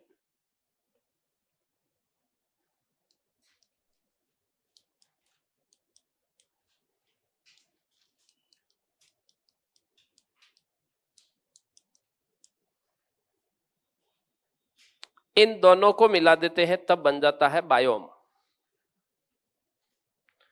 प्राकृतिक इकोसिस्टम जो बड़े आकार का है तब इसको बोलते हैं हम बायोम या जीवोम, हिंदी में बोलते हैं इसको जीवोम। प्राकृतिक, कृत्रिम, लार्ज साइज और स्मॉल साइज इकोसिस्टम, जीवोम। जब खूब सारे जीवोम मिला दिए जाते हैं आपस में तब बन जाता है बायोस्फीयर रिजर्व या जैव मंडल आगार कहेंगे हम उसको। पहले इसको बनाओ, फिर इसके नीचे अपन जीवोम की लाइन बनाते हैं।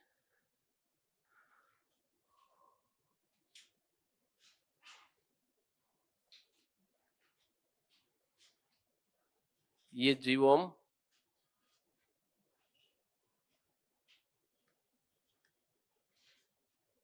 कैसा जीवोम? प्राकृतिक प्लस बड़े आकार का, ये जीवोम प्लस फिर जीवोम प्राकृतिक व बड़े आकार का प्लस फिर जीवोम प्राकृतिक प्लस बड़े आकार का। तो यहां पर मिलकर क्या बन जाएगा? जीव मंडल आधार।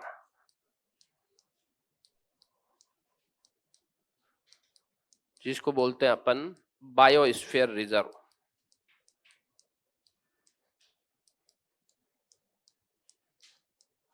Biosphere reserve. भारत के अंदर 18 जीव मंडल आगार हैं। इनके बारे में अपन जानकारी लेंगे कब?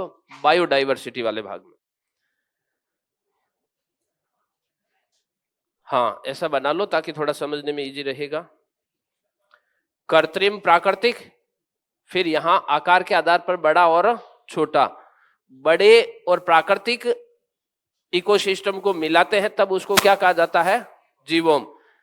जीवोम जीवोम जीवोम यानी खूब सारे जीवोम मिलाकर जो बनेगा वो क्या होगा? बायोस्फीयर रिजर्व या जीव मंडल आधार कहलाएगा। जीव मंडल आधार ये होते क्या है? पहले आपको ये लाइनें समझ में आनी चाहिए कि बायोस्फीयर रिजर्व क्या होता है, जीवोम किसे कहते हैं, जीवोम के अंदर प्राकृतिक इकोसिस्टम क्या होता है, इकोसिस्टम क्या होता है, समुदाय क्या होगा, जनसंख्या क्या होगी, प्रजाति क्या होगी। ये सबसे बड़ा और प्रजाति सबसे छोटी। प्रजाति से बात शुरू हुई, खत्म कहां पर हो रही है? जीव मंडल आधार के पास आकर।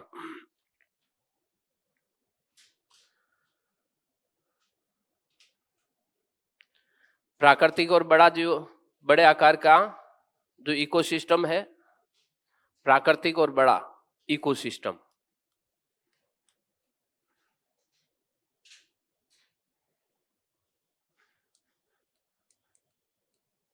प्राकृतिक हो और बड़े आकार का हो, ये भी प्राकृतिक और बड़ा आकार का इकोसिस्टम।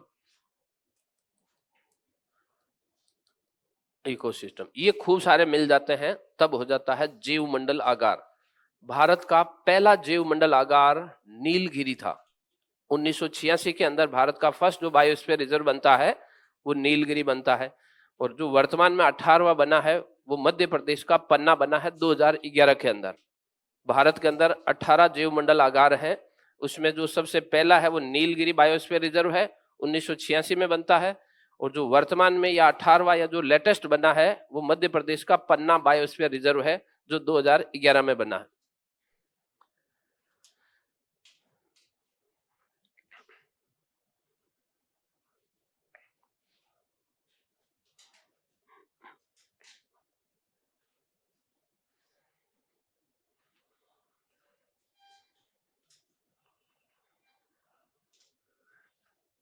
हो गया ये?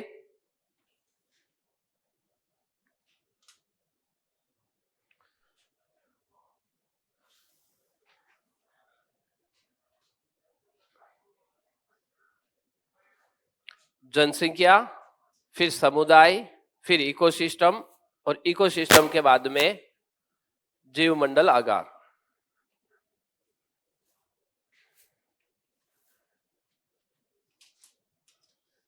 हो गया?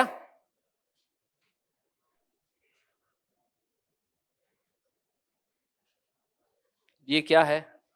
जनसंख्या। जनसंख्या के साथ दूसरे मिला दिए तब क्या बन गए? समुदाय। ये देखो समुदाय में क्या क्या आ गए? सारे जातियां आ गई। दिखाई दे रही है कि नहीं दे रही है? ये सारी जनसंख्या मिला दी हमने, विभिन्न प्रकार की जनसंख्याओं को हमने एक साथ मिला दिया, सबको एक साथ बिठा दिया। तब ये क्या बन गया? समुदाय। जनसंख्या प्रजाति, जनसंख्या समुदाय, और समुदाय के अंदर अगर हम किसको मिला दें? इन फैक्टरों को मिला दे। कौन सा? तापमान है, सूर्य का प्रकाश है, पानी है, ये जितने भी एबायोटिक फैक्टर है, तब क्या बन जाता है? इकोसिस्टम बन जाता है। थोड़ा सा लाइनों को समझने का प्रयास करना। इको, हाँ, कौन सा कॉर्नर वाला? वो ये अपनी फोटो देख रहे हो? क्या पता मेरी फोटो मिल जाए इसमें। ये क्वेश्चन है, अपन थोड़े बाद में करेंगे, पहले अपन टॉपिकों को क्लियर करते हैं। लिखो, पारिस्थितिक तंत्र के दो प्रकार। जो अपन ने ऊपर मैप बनाया है उसको हल्का छोटी छोटी लाइनों में लिख लो। पारिस्थितिक तंत्र दो प्रकार का होता है। पहले लिखो, निर्माण के आधार पर। पारिस्थितिक तंत्र के प्रकार अपन ने क्या क्या लिखा देखो। इकोसिस्टम तक तो आगे है ना।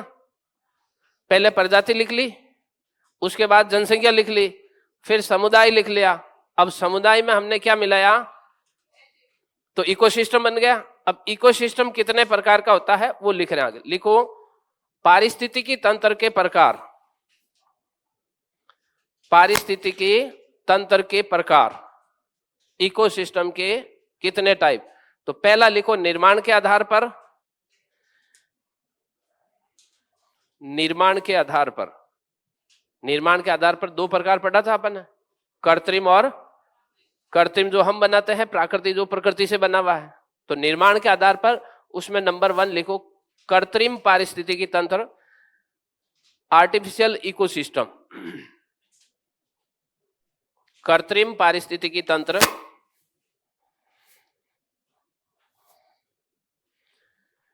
ये पूर्ण रूप से, इसमें लिखना, ये पूर्ण रूप से मनुष्य द्वारा निर्मित एवं नियंत्रित होता है। ये पूर्ण रूप से मनुष्य द्वारा निर्मित और नियंत्रित होता है।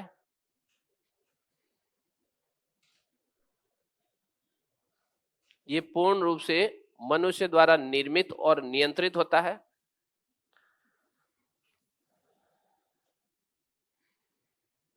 जैसे मानव द्वारा किसी झील का निर्माण करना, जैसे मनुष्य द्वारा किसी झील का निर्माण करना,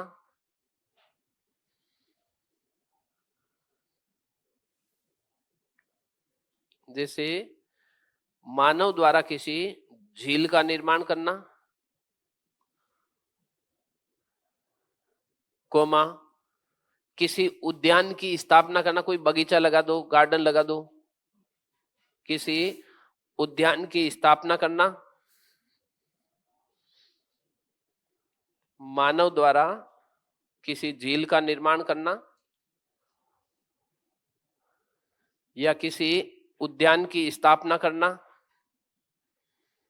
या कृषि भूमि का विकास करना। खेतों में हम क्या लगाते हैं? गेहूं लगाते हैं, बाजरा लगाते हैं, तो वो फसल और उसके साथ खूब सारे जीव आ जाते हैं, तो वो एक छोटा सा क्या बन जाता है? इकोसिस्टम बन जाता है। उद्यान की स्थापना, शस्य भूमि की जगह लिखो, आपको समझ में आया, कृषि भूमि। कृषि भूमि, हम जब खेत में कोई फसल लगाते हैं तो वो एक प्रकार का इकोसिस्टम बन जाता है। उसके अंदर फसल के साथ खूब सारे कीड़े मकोड़े जीव आ जाते हैं, उसमें पानी दिया जाता है, उसमें सिंचाई की जाती है, तो वो एक इकोसिस्टम, आर्टिफिशियल इकोसिस्टम। कृषि भूमि चाहो तो इसमें लिख दो, गेहूं, बाजरा, चावल इत्यादि के क्षेत्र आते हैं। फिर नंबर 2 लिखो, पारिस्थितिकी तंत्र, ये कृत्रिम प्राकृतिक पारिस्थितिकी तंत्र, नेचुरल प्राकृतिक पारिस्थितिकी तंत्र, प्राकृतिक पारिस्थितिकी तंत्र, प्राकृतिक पारिस्थितिकी तंत्र। जो प्राकृतिक रूप से उत्पन्न होने वाले, जो प्राकृतिक रूप से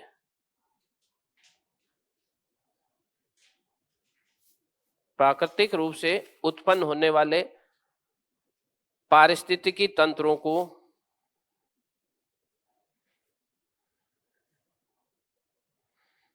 प्राकृतिक रूप से उत्पन्न होने वाले पारिस्थितिकी तंत्रों को जिसमें मानवीय हस्तक्षेप नहीं होता है, प्राकृतिक रूप से उत्पन्न होने वाले पारिस्थितिकी तंत्रों को जिसमें मानवीय हस्तक्षेप नहीं होता है,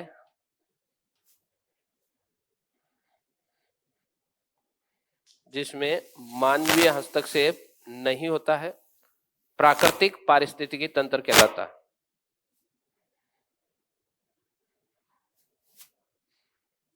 प्राकृतिक पारिस्थितिकी तंत्र कहलाता है।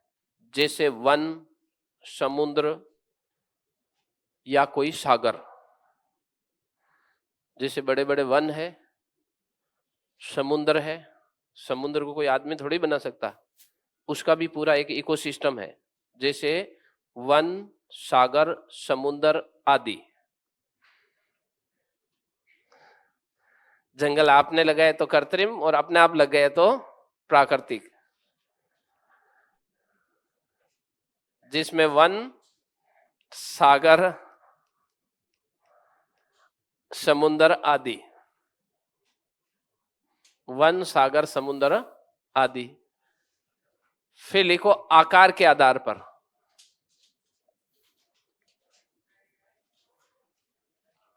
दूसरा लिखो आकार के आधार पर, साइज के अकॉर्डिंग।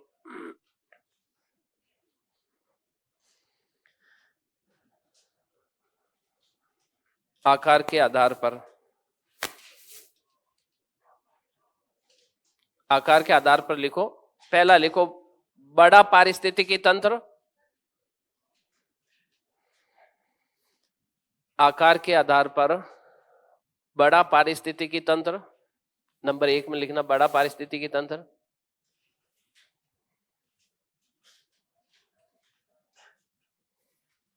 आकार के आधार पर बड़ा पारिस्थितिकी तंत्र। इसमें लिखो बड़ी झील, सागर या समुद्र। बड़ी झील, सागर या समुद्र।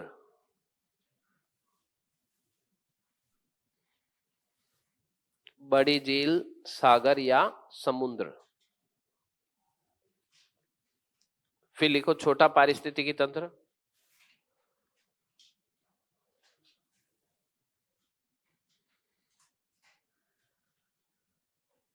छोटा पारिस्थितिकी तंत्र।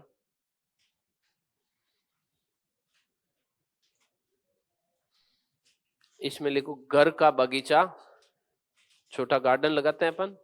घर का बगीचा, गांव का तालाब, घर का बगीचा, गांव का तालाब इत्यादि। आदि कर दो। और किसी को कोई छोटा आता हो तो वो। घर में अपन बगीचा लगाते हैं, वो भी एक छोटा सा पारिस्थितिकी तंत्र है। और अगर गांव में जो तालाब बनाया जाता है, उसके पास भी अपना इकोसिस्टम डेवलप हो जाता है, तो वो लिखो। फिर नीचे नोट लगा के लिखना है प्राकृतिक पारिस्थितिकी तंत्र व बड़े पारिस्थितिकी तंत्र को मिलाकर जीवोम कहा जाता है। नोट लगा के लिखना प्राकृतिक पारिस्थितिकी तंत्र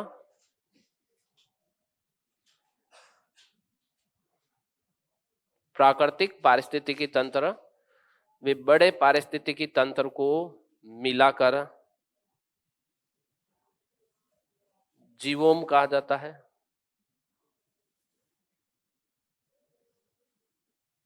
जीवोम कहा जाता है।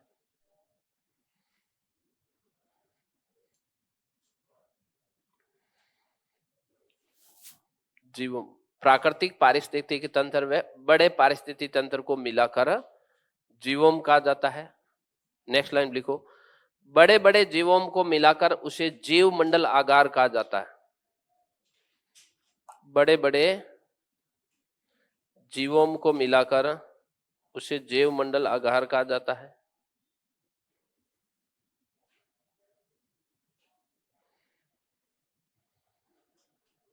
बड़े बड़े जीवों को मिलाकर जीव मंडल आधार कहा जाता है, बायोस्फीयर रिजर्व कहा जाता है।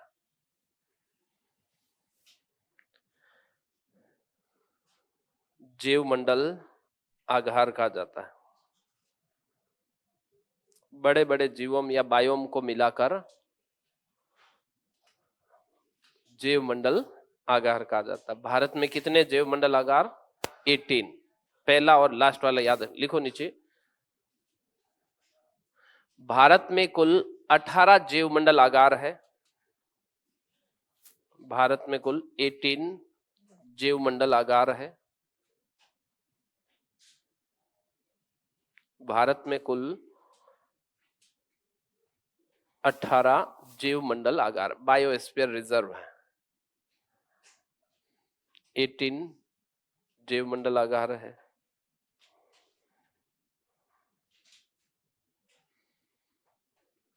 जीव मंडल, भारत का पहला जीव मंडल आगार, भारत का पहला जीव मंडल आगार सन 1986 में नीलगिरी बायोस्फीयर रिजर्व था। भारत का पहला जीव मंडल आगार सन 1986 में नीलगिरी बायोस्फीयर रिजर्व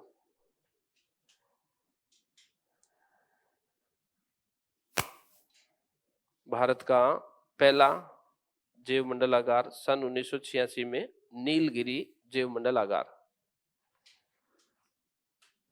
तथा भारत का नवीनतम या अंतिम, भारत का अंतिम या नवीनतम या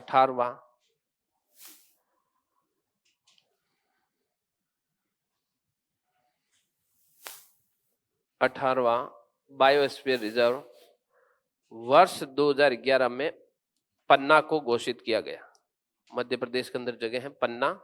ये भारत का 18वां या जो लेटेस्ट या अंतिम जो बायोस्फीयर रिजर्व बना है वो है पन्ना। मध्य प्रदेश के अंदर डिस्ट्रिक्ट है पन्ना, उसके अंदर भारत का लास्ट 18वां या अंतिम बना है।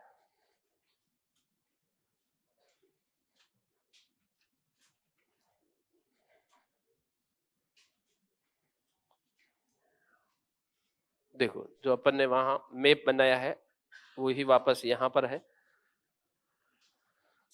इकोसिस्टम, इकोसिस्टम के दो टाइप, निर्माण के आधार पर और साइज के आधार पर। निर्माण के आधार पर कृत्रिम था और प्राकृतिक था, और साइज के आधार पर बड़ा था और छोटा था। इस नेचुरल वाले को और इस बड़े वाले को मिला दिया जाए तब क्या बनता था?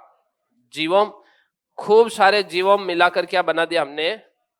Biosphere reserve. और भारत में कितने बायोस्फीयर रिजर्व है? ये लाइन ध्यान रखना, यहां से कोई न कोई ऑब्जेक्टिव क्वेश्चन बन सकता है। अपने लेवल में इतने ही बनते। अब अपन ने जो इकोसिस्टम के अंदर शुरुआत में पढ़ा था जैविक घटक और अजैविक घटक, इनके अंदर क्या होता है? तो अजैविक घटकों के अंदर तो कुछ नहीं है, केवल उनके नाम लिखने हैं। लेकिन जैविक घटकों वाला भाग है उसके अंदर प्रोसेस है। क्या प्रोसेस है? कि जैविक घटकों का जो भाग है उसको हम 3 कैटेगरी में कैटेगराइज करते हैं। पहले कौन से आते हैं, फिर कौन से आते हैं, और लास्ट में कौन से आते हैं। तो इसमें 3 कैटेगरियां होगी। कौन सी होगी? पहला उत्पादक कहलाएगा, दूसरा उपभोक्ता कहलाएगा, और तीसरा अपघटक कहलाएगा। पहला प्रोड्यूसर होगा, दूसरा उपभोक्ता होगा, कंज्यूमर होगा, और तीसरा डिकम्पोजर होगा यानी अपघटक। पहला बनाएगा, दूसरा खाएगा, और तीसरा वापस साफ कर देगा। ये क्या है? बायोस्फीयर रिजर्व का मेन प्रोसेस है। कौन बनाता है, कौन खाता है, कौन साफ करता, तीनों के लिए जो शब्द है वो ध्यान रखना। बनाता कौन? हरे पेड़ पौधे, हरे पेड़ पौधे, शैवाल, इस प्रकार के हैं। ये क्या करते हैं? उस बायोस्फीयर रिजर्व या उस इकोसिस्टम को एनर्जी प्रदान करने के लिए पहला स्टेप, जिसको उत्पादक आ जाएगा, आगे अपन थोड़ा डिटेल में पढ़ेंगे। नंबर 2 उपभोक्ता कौन? इनके द्वारा निर्मित सामान को खाने वाला, जो भी हरे पेड़ पौधे उनको खाने वाला, फिर उसको खाने वाला, फिर उसको खाने वाला। तो यहां पर एक और टर्म्स निकल आएगी, फूड चेन। फूड वेब, इसी के अंदर छोटे छोटे शब्द इसमें से निकलते जाएंगे। तो पहला उत्पादक, कौन कौन से उत्पादक अपन उसके नाम लिखेंगे। फिर उपभोक्ता, यानी उस उत्पादक द्वारा उत्पादित की गई ऊर्जा को कौन यूज कर रहा है। तो पहला करेगा, दूसरा करेगा, तीसरा करेगा। तो यहां पर क्या बन जाएगी, एक खाद्य श्रृंखला बन जाएगी, फूड चेन बन जाएगी। फूड चेन के अंदर 2-3 चेनों है, उसके अपन नाम लिख लेंगे। फिर खूब सारी चेन को मिलाकर हम एक ग्रुप बना देंगे, उसको क्या बोलेंगे, फूड वेब, खाद्य जाल बन जाएगा। फिर इस खाद्य जाल बन गए तो फिर क्या, इसका सफाया कौन करेगा, अपघटक, डीकंपोजर। 2 डीकंपोजर होते हैं, उसमें एक बैक्टीरिया होता है और एक कवक होता है। इस पृथ्वी पर जितने भी मामला साफ करने का है वो या तो बैक्टीरिया का है या कवक का। बैक्टीरिया किसको साफ करेगा, जो जीवित जीव है। कवक किसको साफ करेगा, जो जीवित पादप है। लाइन ध्यान रखनी है, वायरस कभी भी डीकंपोजर नहीं होता है। ऑब्जेक्टिव क्वेश्चन आता है, निम्न में से कौन सा अपघटक इस श्रेणी में नहीं आता है या आता है। तो बैक्टीरिया आता है, कवक आता है, लेकिन वायरस डीकंपोजर कैटेगरी में नहीं आता है। वो कभी वस्तुओं को समाप्त नहीं करता है। बैक्टीरिया किसको खाता है, जो जीवित जीव है। इनको समाप्त करने का हमारा मामला साफ कौन करेगा, कोई न कोई बैक्टीरिया होगा। अगर कोई पेड़ पौधा या वनस्पति वाला भाग है, उसका मामला साफ करेगा कोई न कोई कवक। तो ये लास्ट में मिलेंगे, ये वापस क्या करेंगे, जो जहां से शुरू हुआ वापस वहीं लाकर खत्म कर देंगे। तो लाइन में कुछ लिखना है आपको। इकोसिस्टम के अंदर ये है वो नीलगिरी वाला, ये अपन ज्यादा इसको डिटेल में कहाँ पढ़ेंगे, आगे अपन बायोडाइवर्सिटी वाला भाग पढ़ेंगे, उसमें इसको थोड़ा और डिटेल से पढ़ना होगा।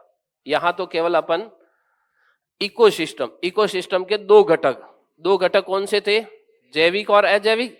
अजैविक में कौन कौन से आते थे, जितने भी नॉन लिविंग है वो सारे अजैविक घटक है। उसमें सिर्फ नाम लिखना।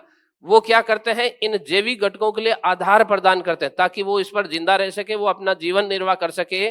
तो अजैविक घटक तो केवल आपको प्लेटफॉर्म देते हैं, उस पर आपको किस प्रकार का बायोम विकसित करना, किस प्रकार का इकोसिस्टम डेवलप करना है, वो आपको केवल एक प्लेटफॉर्म देंगे। उस प्लेटफॉर्म पर आपको क्या करना, पूरा नाटक करके वापस कहां जाना है, उसी नॉन बायोटिक के अंदर मिल जाना। यही तो जीवन है। क्या है, आपको जमीन मिली, जमीन के ऊपर खड़े हुए परिवार बसाया, लास्ट में जाकर वापस कहां हो गया, उसी के अंदर। ये पूरा का पूरा प्रोसेस क्या कहलाता है, इकोसिस्टम कहलाता है। लिखो इसमें ऊपर लिखना, इकोसिस्टम के 2 घटक, अजैविक घटक, हेडिंग लगाओ। मैं कह रहा हूं इसमें लिखना ज्यादा है और छोटी छोटी बातें हैं उनको समझते जाना है। लास्ट तक इसके अंदर आपको इसका एक सीक्वेंस समझ में आना चाहिए। अभी तक क्या समझ में आया है, कुछ नहीं आया। अभी तक क्या समझ में आया है, इकोसिस्टम क्या होता है, ऐसा ग्रुप, ऐसी जगह, ऐसा समूह जिसके अंदर जीवित और अजैविक सब शामिल हो, उसको हम अगर शामिल करते हैं तो वो क्या है। जैसे अगर इस क्लास का इकोसिस्टम देखना है तो क्या देखेंगे, आप लोगों को टेबल कुर्सी को, कोई छिपकली वगैरह है, इसको माइक को, ये सारा ही क्या है, इस क्लास का इकोसिस्टम है। अगर इसको हम अध्ययन करते हैं तब ये क्या हो जाएगी, इस क्लासरूम की इकोलॉजी हो जाएगी। अगर जयपुर का इकोसिस्टम देखना तो क्या है, कितने लोग रहते हैं, कितने घर बने हुए, कितने तालाब है, कितने पर्वत है, कितने पहाड़ी है, ये सारा क्या है, इकोसिस्टम। और इस इकोसिस्टम का एक दूसरे पर क्या प्रभाव है, लोग क्या कर रहे हैं, पहाड़ों को समाप्त करके घर बना रहे हैं, तो क्या कर रहे हैं, अजैविक घटकों को हटाकर जैविक घटक अपना क्या कर रहे हैं, विस्तार कर रहे हैं। तो यहां पर इस इकोसिस्टम को अगर अध्ययन करेंगे तब हम क्या कहेंगे कि यहां पर जो जैविक घटक है वो अपना विस्तार कर रहे हैं, अजैविक घटक है वो इससे क्या होते जा रहे हैं, दूर होते हैं। अगर कोई ऐसा सुनसान इलाका है तो वहां पर क्या, 1-2 कोई जीव है वो समाप्त हो रहे हैं, तो वहां पर क्या हो रहा, अजैविक घटक बढ़ रहे हैं और जैविक घटक है वो क्या होते जा रहे हैं, सिमटते जा रहे हैं। लिखो इसमें अजैविक घटक के अंदर लिखो, अजैविक घटक में कौन कौन से आते हैं। तो इसमें भी 3 प्रकार के आते हैं। पहला लिखो अकार्बनिक, दूसरा कार्बनिक और तीसरा भौतिक। जो अजैविक घटक है इसकी भी कैटेगराइज कर दो, हालांकि इतना अंदर से क्वेश्चन नहीं आता। अजैविक घटक, उसमें पहला लिखो अकार्बनिक कारक, अकार्बनिक कारक, इनऑर्गेनिक, जिसके अंदर पानी है, जल है, अकार्बनिक कारक। कौन कौन सा हो जाएगा? जल, कैल्शियम, पोटेशियम, लोहा, ऑक्सीजन, कार्बन। 2-3 नाम लिख लो, सारे लिखने की जरूरत नहीं है। इसमें कार्बन डाइऑक्साइड लिख दो, आगे वाले को छोड़ दो। पानी लिख लो, कैल्शियम लिख लो, पोटेशियम लिख लो, लोहा लिख लो और कार्बन डाइऑक्साइड लिख लो। यह अकार्बनिक अजैविक घटक है, इनऑर्गेनिक, नॉन बायोटिक या अबायोटिक। जल, कैल्शियम, पोटेशियम, लोहा और कार्बन डाइऑक्साइड। हाँ,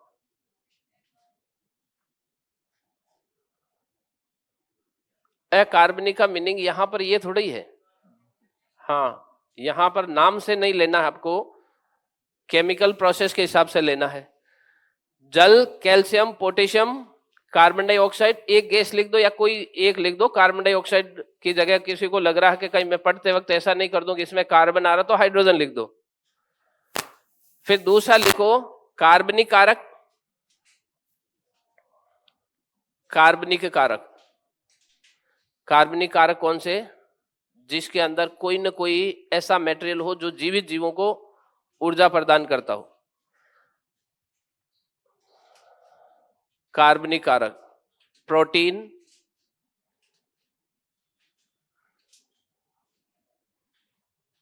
प्रोटीन, वसा, प्रोटीन, वसा, कार्बोहाइड्रेट,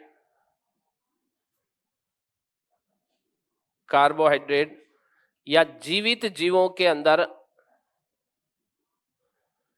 जीवित जीवों के अंदर मिलने वाले ऊर्जा के स्रोत। यहां पर पूरी लाइन में लिखना, जीवित जीवों में मिलने वाले ऊर्जा के स्रोत। जीवित जीवों में मिलने वाले ऊर्जा के स्रोत जो जैविक यौगिक को जोड़ते हैं। जीवित जीवों में मिलने वाले ऊर्जा के स्रोत कार्बनिक। तीसरे में लिख लो भौतिक कारक, अकार्बनिक, कार्बनिक और भौतिक कारक। फिजिकल फैक्टर, इसमें लिख दो तापमान, आर्द्रता,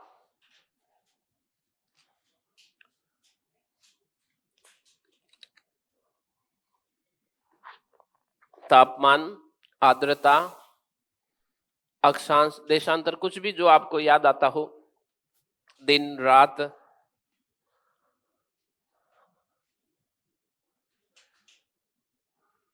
मर्दा कारक, चट्टाने,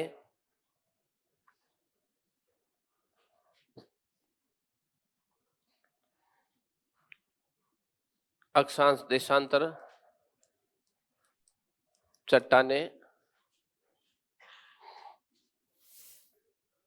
उच्चावच का मतलब ऊंचा नीचा स्थान, पर्वत, पठार, मैदान, एक ही शब्द में सारे उच्चावच। जो अजैविक घटक है उनसे क्वेश्चन नहीं आता है, क्वेश्चन आता है जैविक घटकों से। जैविक घटकों वाले भाग से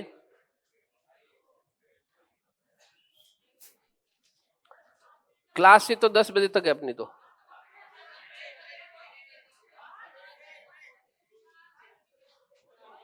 जल्दी जाके जल्दी आ जाओ।